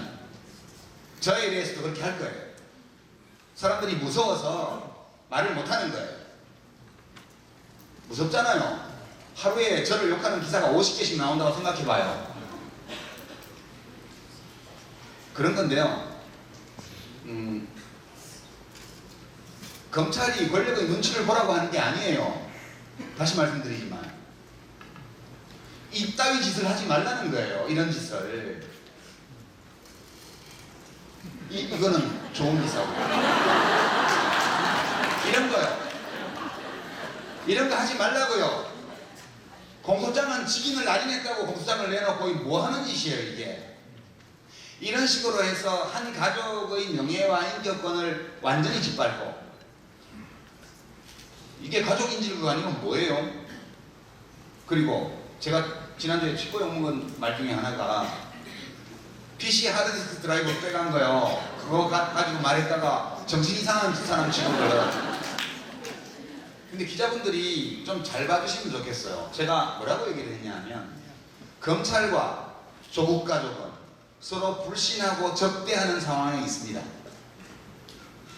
검찰이 PC 하드디스크 드라이브를 가지고 가서 거기서 무슨 장난을 칠지도 모른다고 생각할 수 있어요. 정경심 교수 입장에서는 라고 말을 했어요. 제가 아니 그랬더니 조작은 불가능하대요. 조작이 불가능한 게 어딨어요. 없는 것도 많아요. 최근까지만 해도 대법원에서 디지털 증거 해시 함수 값이 원본과 사본이 다르다고 해가지고 증거에서 제척한 사례가 있고요. 검찰이 지금까지 증거 조작한 사건 여러분 검색해 보세요. 검찰 증거 조작 사건 이렇게 검색하면 무지하게 많이 떠요. 아니 중국 공안 당국의 공문서까지 다 위조하는데 검사들도 개입이 됐잖아요. 국정은 심원한 처벌을 받았지만 검사는 아무 처벌도 안 받았어요. 같이 했는데. 검찰이 증거 조작을 안 하는 조직이라고요? 천만에요. 자기들이 절박한 목적이 있으면 얼마든지 해요. 다른 조직이 그런 것처럼. 검사들이 특히 나쁘다고 말을 하는 게 아니에요. 아무리 좋은 사람들이 그 조직에 가도 아무런 외부의 감시와 견제도 안 받고 범죄와 일탈을 저질러도 처벌을 안 받고 이런 조건에 살아가다 보면 그런 짓들을 하게 돼요. 그래서 검찰 개혁을 하자는 거죠. 검사들을 그런 데서 해방시켜주기 위해서.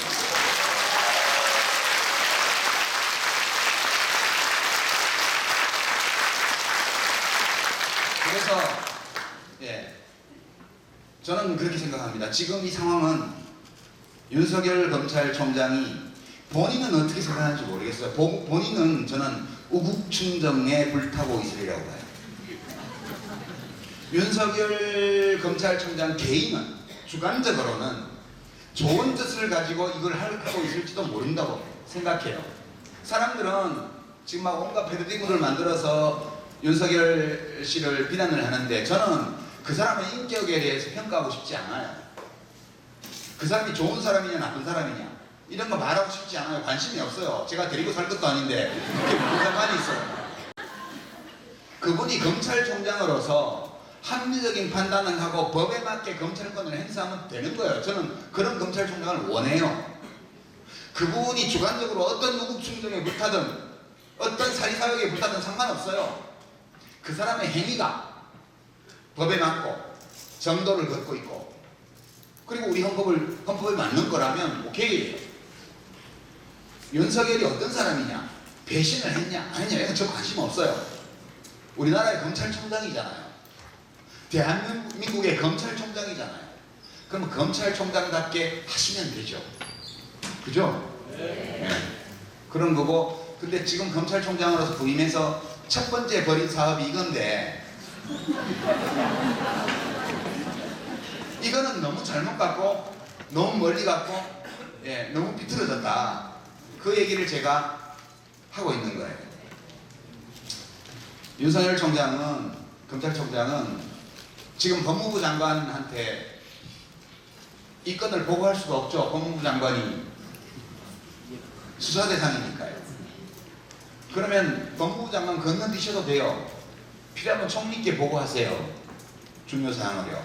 딴 라인 찾지 마시고요. 지금도 찾고 있던데요. 딴 라인, 비선 라인 찾지 마시고요. A선으로 하시라고요. A선으로. 원래는 직제상 법무부 장관에게 보고해야 되나 법무장관 자신이 관련된 사안이기 때문에 국무총리께 보고 드리겠습니다. 그럼 국무총리가 오케이 하죠. 그럼 국무총리께 보고 드리고 국무총리가 대통령께 보고 드리고 대통령이 총장한테 나 직접 들어보고 싶은데 그럼 오라 하면 가서 또 같이 대화 나누고 그러면 되죠. 우리 정부 조직법에 따른 업무 분장 이거를 지켜주면 돼요. 딴 라인 찾지 마시고요. 네? 그리고 일을 이렇게까지 끌고 왔던 아니 무슨 검찰총장이 대검 부장 검사를 공식 회의에서만 만나요? 무슨 그런 되지도 않는 해명을 하고 그래요. 대통령이 수석들을 수석 보좌관 회의에서만 만나요? 장관이 실국장들을 공식 회의에서만 만나는 줄 아세요? 아니에요. 저녁에 같이 밥도 먹고 술도 먹고 수시로 불러서 남 모르게 해야 될 이야기에서는 하고, 특히 신임하는 관계에서는 그렇게 하는 거예요. 검찰총장이 한동훈 검사장을 공식 회의 때, 공식 보고 때만 만난다? 그 말도 안 되는 소리. 그 무슨 그런 소리가 있어요. 따로 많이 만나잖아요. 그러니까 윤석열 총장은 지금이라도 이 상황을 이렇게 끌고 오도록끔 건의를 했던 그 자기 휘하의 왼팔 오른팔들의 판단력과 그들의 동기에 대해서 의심해 보셔야 돼요. 너무 빨리 직급이 상승하셔서 그런 경험이 없어질 거예요. 윤석열 검사가 소신껏 하다가 한직으로 쫓겨나고 승진에 불이익 받고 이렇게 해서 오랫동안 그 변두리에서 돌았잖아요. 가끔씩 중요한 일이 또 튀겨나고, 그러다가 지금 중앙지검장으로 바로 막 고속 승진해서 가고 검찰총장으로 바로 왔잖아요. 그 피터의 법칙이라고 있는데요. 모든 위계 조직에서, 위계가 있는 모든 조직에서 사람들은 자신의 무능이 증명되는 지위까지 승진하는 경향이 있다. 이게 피터의 법칙이에요. 그러니까 중앙지검장을 할 때와 검찰총장을 할 때는 아주 달라요. 중앙지검장을 할 때는 뭐가 좀 어긋나도 검찰총장이 위에서 잡아줄 수 있어요. 법무장관이 잡아줄 수도 있어요, 그거를. 근데 지금 본인이 검찰총장이고 이 건에 관해서는 법무부 장관이 없는 거예요, 지금. 이런 조건에서 지금 일을 하고 있기 때문에 윤석열 총장 경우에는 겪어보지 못한 상황이에요, 이게. 겪어보지 못한 지위에서 겪어보지 못했던 상황을 가지고 겪어보지도 못했던 상황으로 몰고 온 거라고요. 사람들이 무능을 의심하기 시작하는 시점까지 왔어요, 지금. 과거에 회사에서도 과장일 때는 엄청 유능했는데 부장되고 나니까 꽝인 사람 있죠. 그죠? 부장할 때까지 엄청 괜찮았는데 이사되고 나더니 엉망인 사람 있고요. 그런 사람 있잖아요. 가끔은 CEO까지 가서도 잘하는 분들도 있죠. 결국 보면 그게 피터의 법칙이에요. 그렇게 되는 이유는 그 책 저자의 말에 따르면 커진 권한, 더 높아진 지위, 더 확대된 책임, 그럼 더 커진 권한, 이거에 맞게끔 생각하고 행동해야 되는데 진급하기 전에 그런 훈련을 못 받기 때문에 진급하자마자 그 문제가 나타나는 경우가 많다는 거예요, 위계 조직에서는. 저는 윤석열 총장에 대해서 아무 판단도 안 합니다. 그 사람에 대해서. 그냥 행위에 대해서 판단하는 거고요. 지금 굉장히 위험한 길을 가고 있다. 검난의 수준까지 가고 있다. 제가 마지막으로 여러분께 한번 같이 생각해 보자고 드리는 질문은 이거예요. 검찰이 견제할 수 있는 장치는 딱 한 개밖에 없죠. 지금 상황에서 법무부 장관이 수사지휘권이 있는데 장관이 관련자가 돼가지고 장관이 없는 상태예요. 행정부의 수장은 대통령이에요. 대통령이 검찰총장을 해임하지 못해요. 임기제이기 때문에. 그렇잖아요. 그러면 속수무책이에요, 지금. 검찰이 지금 무슨 짓을 하더라도 검찰총장이 결정하고 그냥 가는 거거든요. 위임된 권력이 아니에요. 검찰은 국민에게서 위임받은 권력이 아니에요. 위임은 대통령이 받았고요. 대통령이 쭉 임명해가지고 대통령의 대리인으로 그 위임받은 권력으로 하는 거잖아요. 간접 위임받은 걸로. 근데 이런 집단이 국회의 청문 절차를 무시하고 대통령의 인사권에 도전하는 이런 폭주를 할 때 우리는 이것을 무엇으로 제어할 수 있는가? 검찰개혁하고 나서는 나중 문제고요. 검찰개혁은 법 고치고 뭐하고 해야 되는 거고 지금 당장 어떤 방식으로 누가 이걸 제어할 수 있느냐? 이 질문이 지금 있는 거예요. 그래서 아마 이 질문을 많은 사람들이 갖고 있고, 이 질문에 대해서 내가 뭘 해야 되겠다고 생각한 분들이 지금 서초동으로 가실 거예요. GR. 그게 할 수 있는 거고요. 대통령이 할 수 있는 게 있죠. 그게 뭐라고는 제가 말씀 안 드릴게요. 대통령이 할 수 있는 게 있어요. 법에 따라서. 대통령은 언제든지 그걸 쓸 수 있어요. 지금 쓰고 있지 않아요. 보고만 있지. 대통령이 검찰총장의 검찰의 폭주를 제어하기 위해서 국민에게서 부여받은 합법적인 권한을 사용하지 않도록 윤석열 총장이 잘 판단하셔야 된다고 봐요. 어저께 대통령이 검정 대변인을 통해서 내놓으신 메시지에서는 그 문제에 대해서 읽을 수가 없었는데, 현 단계에 그런 거죠. 문제가 더 심각해지면 대통령이 괜히 대통령이 아니거든요.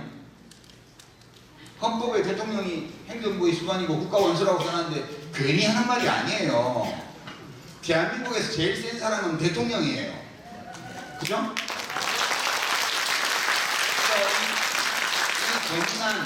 이 검사의 난이 가라앉지도 않고 진압되지도 않는다면 최종적으로 이 난을 진압할 힘 또는 책임을 가진 것은 대통령이다. 그게 제가 아는 헌법상식이거든요. 그래서 우리들 각자는 우리들 각자의 일을 하고, 이제가 유행이에요. 네. 검찰은 검찰의 일을 하고 장관은 장관의 일을 하면 됩니다. 대통령이 임명하실 때 이제 하신 말씀인데, 우리들 각자는 우리들 각자의 일을 하고요. 대통령은 대통령의 일을 하시고, 그렇게 하면 되지 않을까. 저 혼자 너무 다 들어보여서 시간이 없는데, 그래도 질문 몇 개라도 소화를 하죠. 손 들어주시면. 혹시 마이크가 있나요? 없으면 이걸로 같이 쓰죠. 뭐. 예. 없으시면 그냥 끝내고요. 아, 예. 이걸로 해주시죠.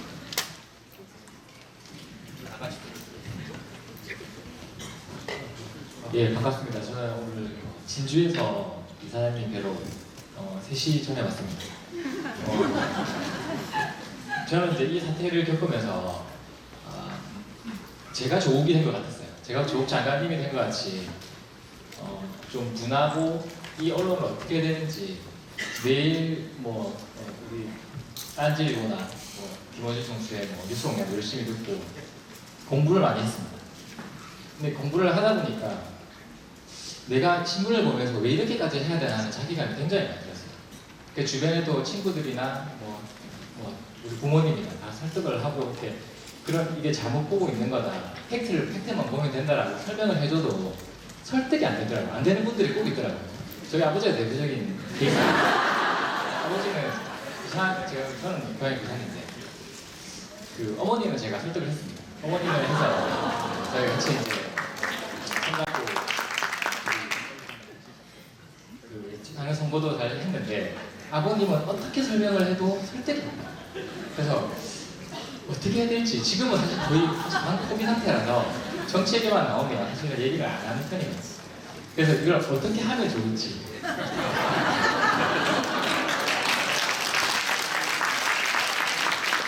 예. 하여튼 어머니하고 한편이 되신 걸 축하드리고요. 우리가 일상적인 관계 속에서 다 부딪히는 문제일 텐데 바꾸려고 하지 마세요. 아버지가 우리 지금 질문하신 분을 바꾸려고 들면 기분 좋으세요? 안 좋잖아요. 아버지도 마찬가지실 거라고요. 아들이 나를 바꾸려고 덤벼들면 기분 안 좋아요. 그러니까 바꾸려고는 하지 마시고요. 그냥 정보 제공을 살짝 이렇게 해드리는 그런 수준으로 부자 간 관계는 인간관계가 훨씬 중요하지 이런 거 별로 중요하지 않아요. 조국이 어쨌든 어때요? 부자 간의 사이가 좋아야지. 네, 그래서 바꾸려고 하면 안 바꿔지더라고요. 그래서 그냥 존중해드리고 인정해드리되 가끔씩 이렇게 좀 다른 각도에서 생각해 보실 수 있는 기회를 제공해드린다는 선에서만 정보 제공을 좀 하시는 그 정도를 하시는 게 좋을 것 같아요. 네.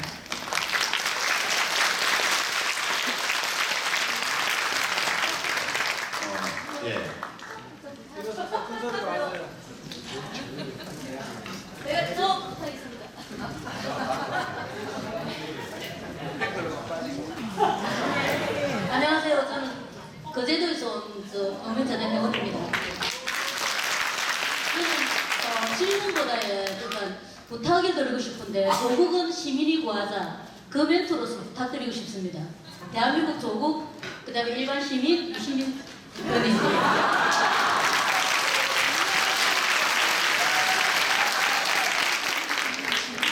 네, 앞에 질문하신 것처럼 저도 진주에서 3시부터 와서 기다렸습니다. 이번 그 시민 학교가 책임없는 언론과의 투쟁이잖아요. 근데 제가 가장 이해가 안 되는 부분은 언론이 항상 입버릇처럼 말하는 게 살아있는 권력에 대해서 감시와 비판을 해야 된다는 거잖아요.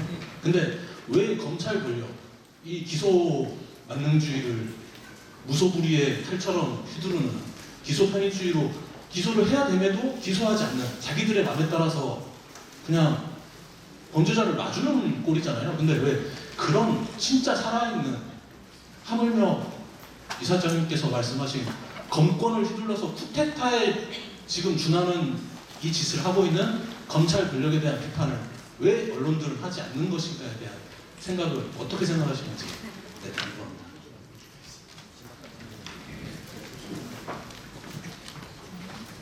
예, 조금 신뢰되는 질문일지 모르겠습니다. 저는 더불어민주당 지역위원장을 맡고 있는데요. 이 상황에서 정말 더불어민주당은 할 일이 없습니까?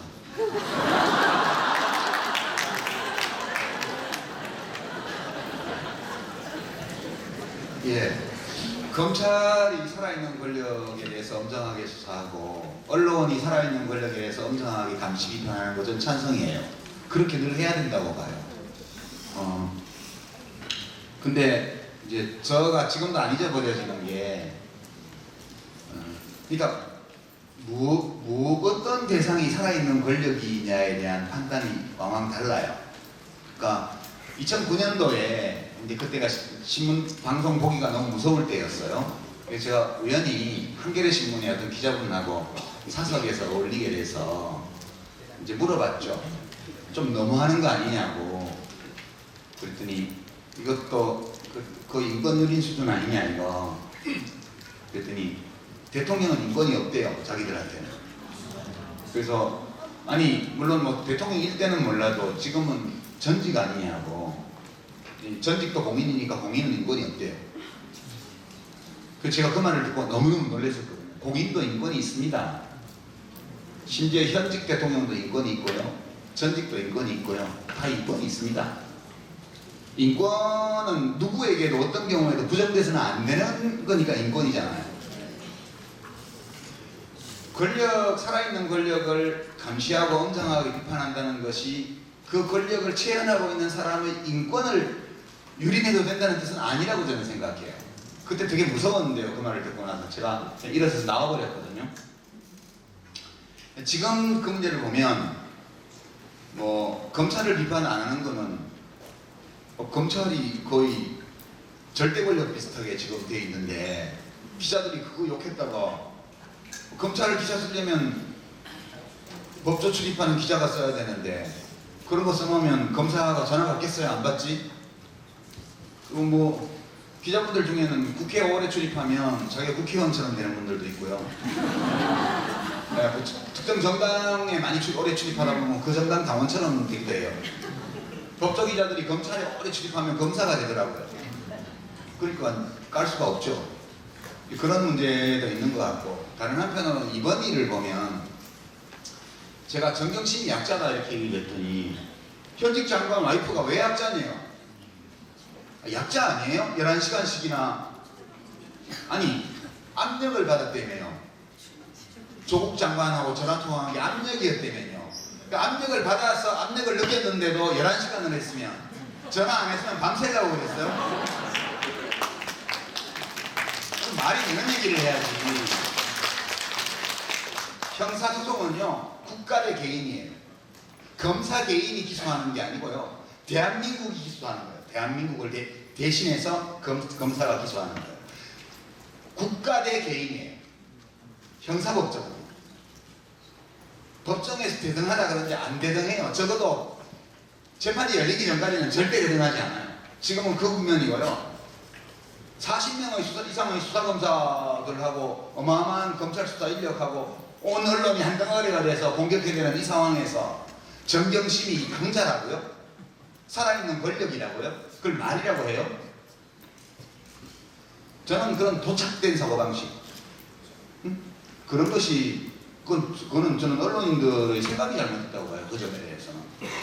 아무리 살아있는 권력자라도 인권이 있고요. 존중해야 되고요. 더더군다나 그 어떤 공직자의 배우자, 자녀, 여기도 인권을 인정 못 해준다? 그건 야만이죠. 저는 그거는 언론인들이 자기가 활동해야 될 영역을 혼동하는 데서 온 거라고 봐요. 그 대책이 없죠. 뭐 어떻게 하겠어요. 뭐 그런 거고요. 더불어민주당은 저는 뭐 저 때문에 말 조심스러운데 저는 정권의 2인자도 아니고요. 더불어민주당의 잠룡도 아니에요. 네? 저는 정권의 2인자가 아닌 건 물론이고, 정권의 2인자면 제가 뭐 누구 추천해서 뭐 장관도 보내고 뭐 어디 뭐 행정관도 심고 비서관도 보내고 이 정도 해야 되잖아요. 그런데 뭐 제가 딱 한 사람 문재인 정부에 예전에 제가 복지부에 일할 때 일을 참 잘하던 사람이어서 추천을 한 적이 있었는데 자리 안 주더라고. 그 자리. 우선 정권의 2인자가 지난 3년 동안 청와대에 딱 한 사람 추천했는데 안 써주더라고요. 그런 2인자 보셨어요? 일을 정말 잘하는 사람인데 제가 생각하기에는 그 사람을 쓸 수석이 없었던 것 같아요. 네. 그 사람은 자기를 써줄 사람을 만나야 일을 제대로 할 수 있는데 저도 노무현 대통령을 만났으니까 복지부 일을 했지. 안 그러면 제가 장관은 어떻게 해요? 그것도 저도 성깔이 좀 까칠해서 아무 밑에서나 일을 안 하거든요.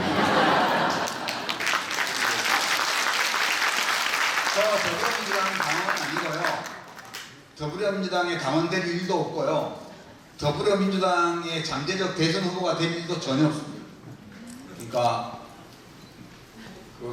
근데 더불어민주당은 되게 좋은 정당이 됐더라고요. 옛날에 제가 있을 때보다.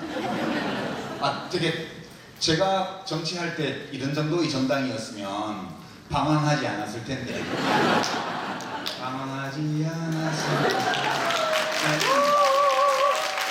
지금은 이 권리당원 제도, 제가 그때 열린우리당 때 기관당원 제도라고 해가지고 그거를 정치인들이 없애는 거에 대해서 엄청 제가 싸우면서 욕도 많이 먹었어요. 근데 지금 당원 숫자도 많아졌고 잘 정착이 됐고 국회의원들이 당원들의 의사를 매우 살필 수밖에 없는 그런 게 됐다는 거는 민주정당으로서 굉장히 기초가 튼튼해졌다는 거고요. 또 공천 지금 다가오는데 이해찬 대표님이 전원 경선 원칙 이렇게 딱 선포하고 나니까 아무 잡소리가 없더라고요. 그래서 와 진짜 질서정연해졌네. 그리고 이번 조국 전쟁 상황에서도 정말 일사불란하게 돌돌 뭉쳐서 정말 잘 대응하시는 것 같아요. 그래서 제가 놀랐습니다. 솔직히 이 정도 되면 안에서 막 이상한 소리 나오고 막 무슨 뭐 며칠 또 뭐 패거리 지어갖고 막 성명 발표하고 이런 거 나와야 그게 원래 옛날 모습인데 뭐 개별적으로 어떤 다른 의견을 말씀하시는 분들은 계셨지만 전체적으로 보면 당이 매우 질서정연하고 일사불란하게 이렇게 대처했기 때문에 당을 지지해 주시는 시민들도 일사불란하게 그렇잖아요. 이 정도 언론에서 공세를 벌였으면 자유한국당과 더불어민주당의 지지도가 역전됐어야죠. 역전 안 되잖아요. 그게 그렇게 될 수 있었던 게 민심을 자기에게로 모을 수 있는 그런 더불어민주당의 자세 이런 것들이 제가 이 당을 30년 넘게 봐왔는데 물론 그 과정에서 뭐 찢어지고 합치고 하는 우여곡절은 있었지만 대체로 더불어민주당의 흐름 적통 이걸 쭉 따라가 보면 제가 88년도부터 이 당을 봐왔는데요. 지금이 제일 좋은 것 같아요. 네. 그렇다고 하면 제가 당원되거나 그런 게 아닙니다. 네. 전혀 뭐 그럴 뜻이 요만큼도 없습니다. 마지막으로 여성 한 분만 하고 두 분 같이 하시죠.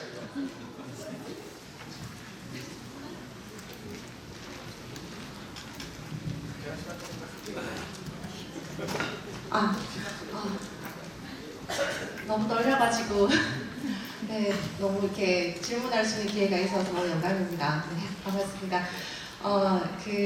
지금 이런 사태가 사실은 이제 그 조국 장관님의 따님의 어떤 그 학력 때문에 일어나는 문제들이 사실은 되게 대한민국에서 아이를 키우고 있는 엄마들 입장에서는 많이 배신감도 느끼고 저는 한편 저게 사실이 아니었습니다 하는 바람으로 매일매일 기다리고 있습니다. 그래서 저도 아이를 키우고 있지만 이제 이 오늘 강의를 듣고 저는 많이 좀 저의 그 의문이라든지 걱정이 많이 풀렸어요. 그래서 우리 그 작가님께서 그 검사의 난으로 이렇게 해결을 해주셔가지고 이제 저의 좀 걱정거리는 좀 해소가 됐는데 집에 가만히 누우셔가지고 생각을 해보셨다 하셨잖아요. 그래서 제가 지금 부탁드리고 싶은 게 집에 좀 가만히 누우셔가지고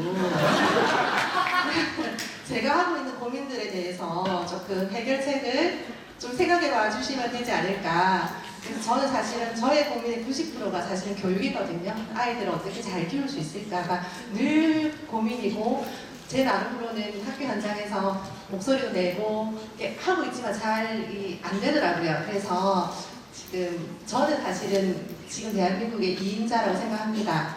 네.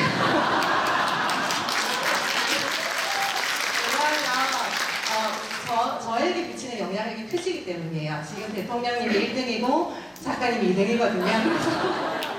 그 집에서 조금 우리나라의 교육 문제에 대해서 조금 해결책들을 고민해 주셔가지고 여러 이 소통의 자리에서 좀 해결책을 만들어 주셨으면 하는 바람을 이 자리에서 한번 부탁드려 봅니다. 고맙습니다.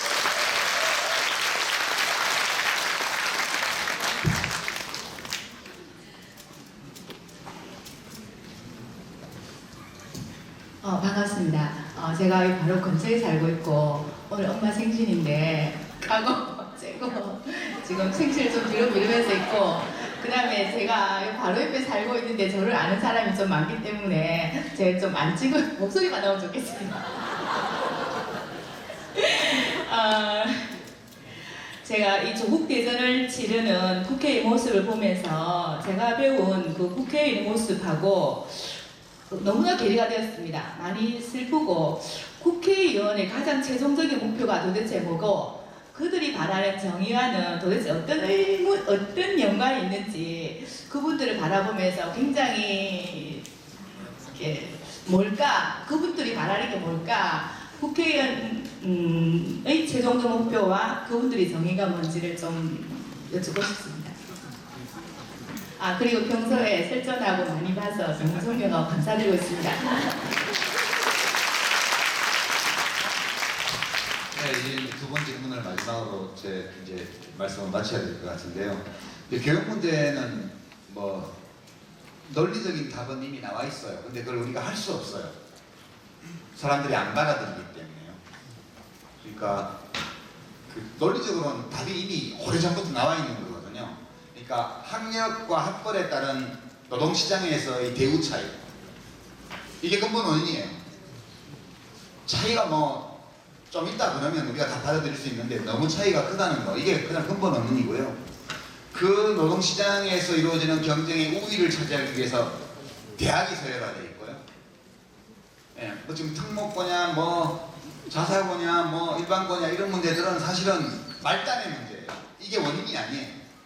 그러니까 원인은 그냥 놔두고 지금 학종이냐 뭐 정치냐 이거 가지고 논쟁하고 이러는데 이거 다 가짜 논쟁이에요. 저는 근본적으로 학력과 학벌에 따른 사회적 대우의 차이를 줄이지 않고는 어떤 제도를 갖다 놔도 소용없다 이렇게 생각을 해요. 예, 그렇게 하고 정말 혁명적으로 하려면 박정희 대통령이 고교 평준화 했던 식으로 대학을 다 평준화 해버리는 거죠. 뺑뺑이 돌려서 학교 보내는 거죠. 근데 여러분 이거 받아들이시겠어요? 예. 국립대학이 60개 있는데 나 서울 강남구에 사는데 뺑뺑이 돌리더니 순천대학교로 받아들이겠어요? 이거는 당장 위헌 소송 걸리고요. 위헌 결정 납니다. 그러니까 아니야 우리 사회가 그러니까 노동시장에서 차별 일정 부분은 정당한 차별이라고 할 수도 있겠으나 지나친 차별, 이 문제를 그냥 둔 상태에서 무슨 짓을 해도 이 문제가 해결이 안 돼요. 그래서 저는 거의 이거는 우리가 마음을 모으지 못하기 때문에 한쪽으로는 이렇게 제도적으로 잘 해결되었으면 좋겠다는 마음과 우리 애는 위로 갔으면 좋겠다는 마음과 이 두 마음이 우리들 각자 속에서 충돌하고 있는데 이 두 번째 게 더 센 거예요. 그래서 이건 못 받아들여요. 예, 그래서 그러면 이제 대학 교수들도 추첨해서 다 흩어야 돼요. 그죠? 아니 학생들만 흩으면 안 되죠. 뭐 서울대학교 교수님들이 순천대학교 교수님들보다 더 훌륭하신지 어쩐지는 전 잘 모르겠어요. 다른 학교에서는 안 배워봐가지고 제가 배웠을 때 그렇게 훌륭하지는 않으시더라고요. 근데 여하튼 그러면 최소한 국립대학이라도 그렇게 하려면 교수들도 다 추첨해가지고 전국 한 뭐 70개 국립대학에 다 흩어야 되고 학생들도 다 추첨해서 보내야 되잖아요. 근데 교수도 학생도 이걸 받아들이지는 못할 거예요. 그러면 뭐 대학 입시를 어떻게 하느냐, 이거는 답 없는 문제죠. 이게 정시를 확대하면 더 공정해지죠. 그건 확실해요. 정시로 하면 어쨌든 결과가 점수로 딱 나오기 때문에 계량적으로 이의를 제기하기가 어려워요. 뭐 1년에 과외비를 1억 들인 학생과 한 푼도 못 쓴 학생이 같이 경쟁하는 거잖아요. 그런 구조적인 불평등이 있어도 일단 점수로 나오는 거기 때문에 그 학생 선발 자체의 부정은 있을 수가 없어요. 근데 이제 그게 문제가 워낙 심각해서 다르게 가보자고 해서 지금까지 제도가 이렇게 온 건데 이걸 다시 이 문제 때문에 다시 옛날 학력고사 시대로 다 100% 정시로 돌리자려면 콜레라하고 패스트 중에 어느 게나 그렇게 하는 거하고 되게 비슷한 것 같아요. 저는 이거 답 없다. 답은 있는데 이 유일한 정답은 집행이 불가능하고 이 답을 집행할 수 없는 상황에서 어떤 제도적 개선을 내봤자 소용이 없다. 그렇게 보고 이 혼탁한 경쟁 질서 속에서 내 아이 하나는 어떻게 행복하게 잘 키울 수 있을까, 그 고민을 하는 쪽이 차라리 낫다. 그렇게 봐요. 그리고 국회의원들에 대해서는 저는 정치하는 분들을 존경합니다. 제가 해봐서 아는데 너무너무 힘든 일이거든요. 낙선해서 원외 정치인 하는 거는 말할 나위도 없고요. 당선이 돼서 국회의원 하는 것도 되게 힘들어요. 몸도 힘들고 마음도 힘들고 감정 소모도 엄청 많고요. 그 다음에 비겁해져요. 소신껏 말 못해요. 당원 눈치도 봐야 되고요. 여론 눈치도 봐야 되고요. 또 당에 또 센 사람 눈치도 봐야 되고요. 뭐 후원자 눈치도 봐야 되고요. 사방 눈치 보는 데가 많아요.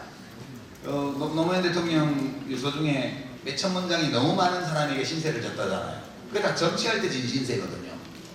정말 무서워요. 정치할 때 자원봉사 해주시면 무지 고마운데 선거 때는 선거 끝나고 나면 어떡하지 싶은 거예요. 저 은혜를 어떻게 갚지? 평생 빚을 지고 살아가는 일이어서 사람들이 내가 봉사했으니까 그 사람이 국회의원 똑바로 하면 난 만족이야. 이게 아니고 또 해준 사람들 중에는 내가 이렇게 해줬는데 너가 나한테 이럴 수 있어 이렇게 온단 말이에요. 그러다 보니까 강원랜드 취업 청탁 이런 거 다 생기는 거죠. 너무너무 힘든 일이에요. 정말 두 번 다시는 못할 일이에요. 그래서 저는 일단 정치하는 분들 존경하고요. 일단 기본적으로 정치하는 사람들을 막 무조건 무더기로 도매금으로 해하고 욕하거나 비방하거나 비난하거나 경멸하거나 이런 지식인들 저 제일 싫어해요. 네가 가서 해. 그러고 싶지. 누군가는 해야 될 일이에요. 누군가는 해야 될 일일 뿐만 아니라 너무너무 중요한 일이에요.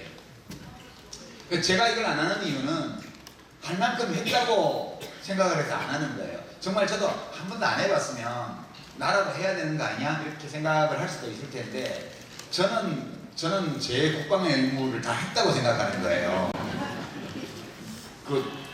한 인간이 한 10년 정도 정치를 했으면 그래도 욕 안 먹을 만큼은 했다 이렇게 생각하고 안 하는 거거든요. 그런 거고 그런데 이제 일반적으로 기본적으로 존경하는데 이제 개중에는 덜어는 도저히 존경받을 수 없는 언행을 하는 분들이 가끔 있는 거죠. 머리는 안 미셨으면 좋을 것 같아요.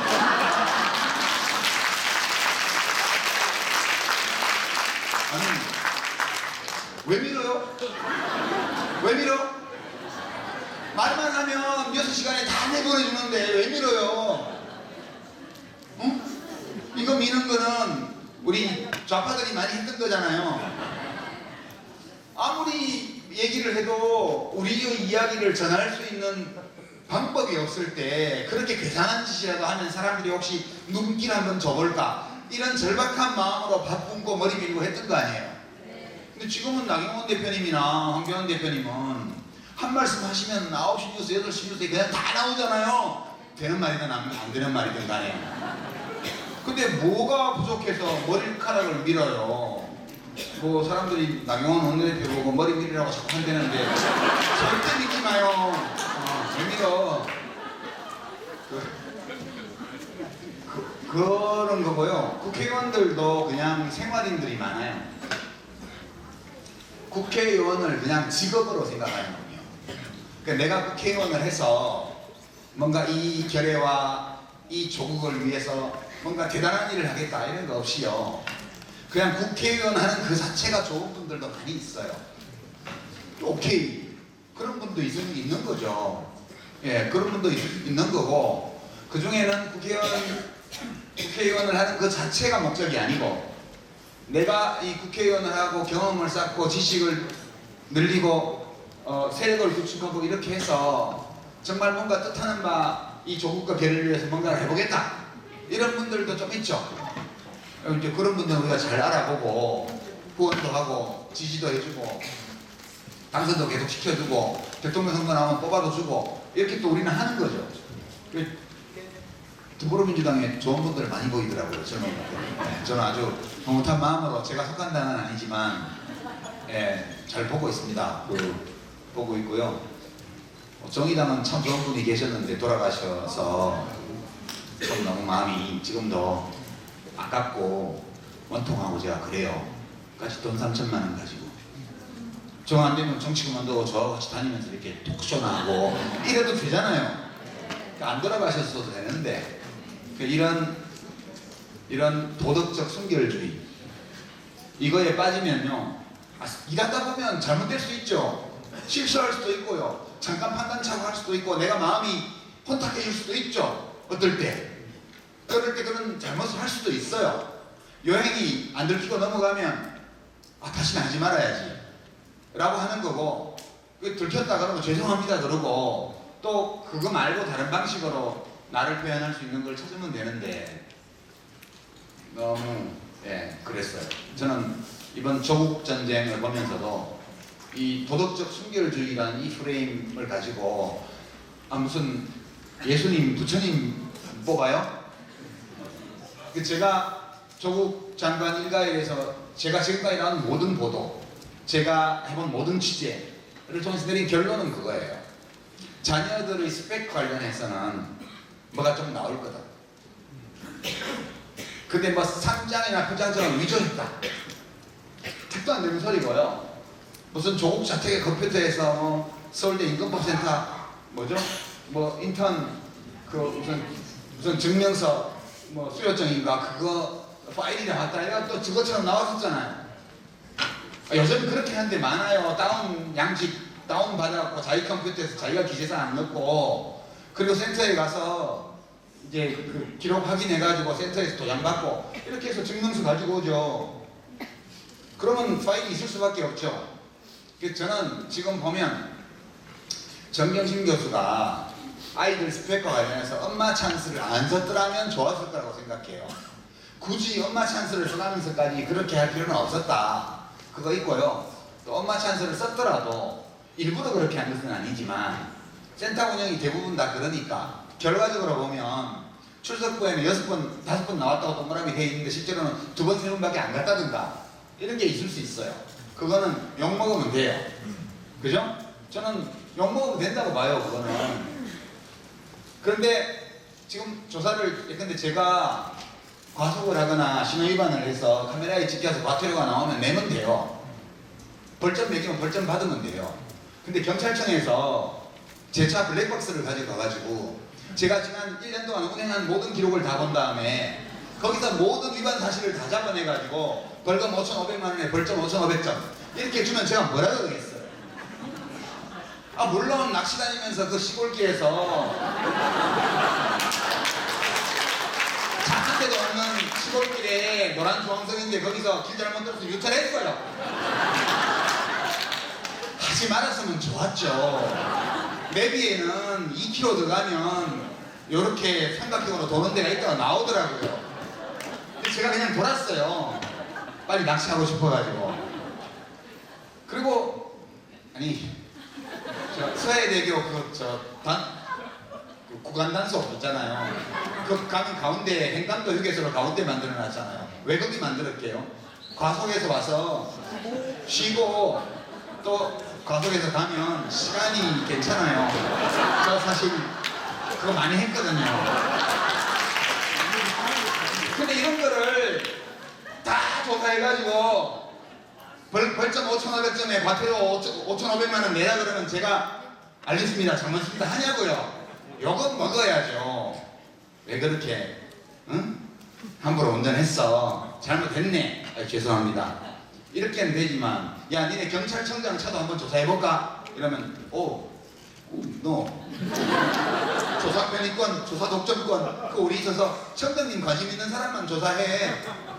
이거잖아요 지금. 과속, 신호위반, 차선위반 한 거 잘못됐어요. 그렇지만 차량 블랙박스 떼가서 지난 10년치 다 조사해가지고 모든 위반 사실을 다 잡아내놓고 난폭 운전자다 이러면 수긍이 돼요?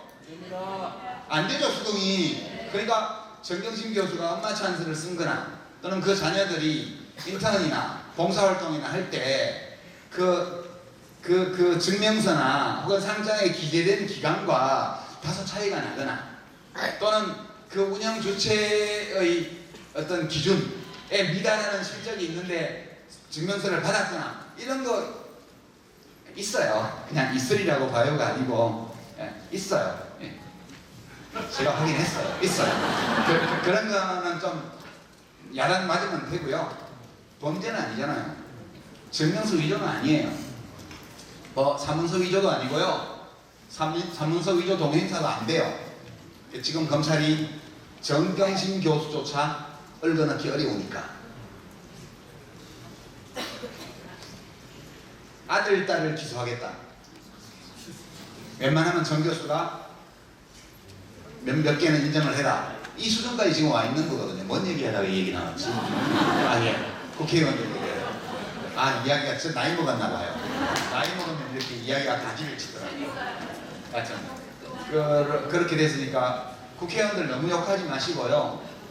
시민들이 꼼꼼하게 들여다보고 국회 정치는 꼭 필요한 사업이고 저걸 하는 건 굉장히 힘든 일이고 그리고 정치를 하는 사람들을 존중해줘야 돼요.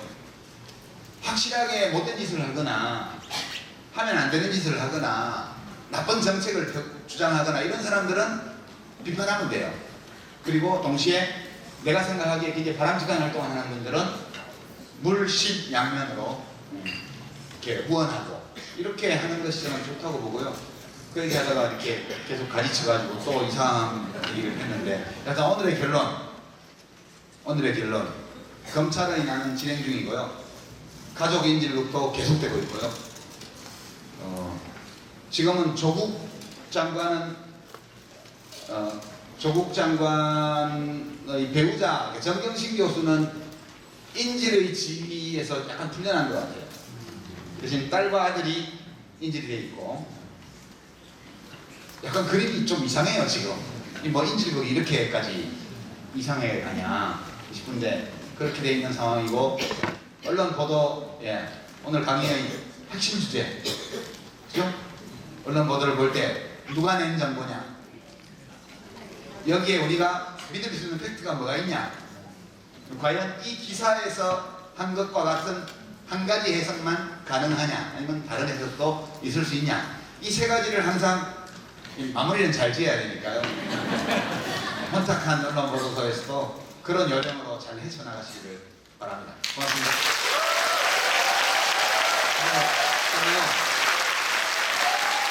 시간이 없기도 하지만 사진 찍고 사인하고 이러면 또 출마하려고 작업 중이다 이런 얘기 들으니까 제가 일체의 대중적인 접촉을 안 하고 예, 행사만 끝나고 바로 가겠습니다. 양해 바랍니다.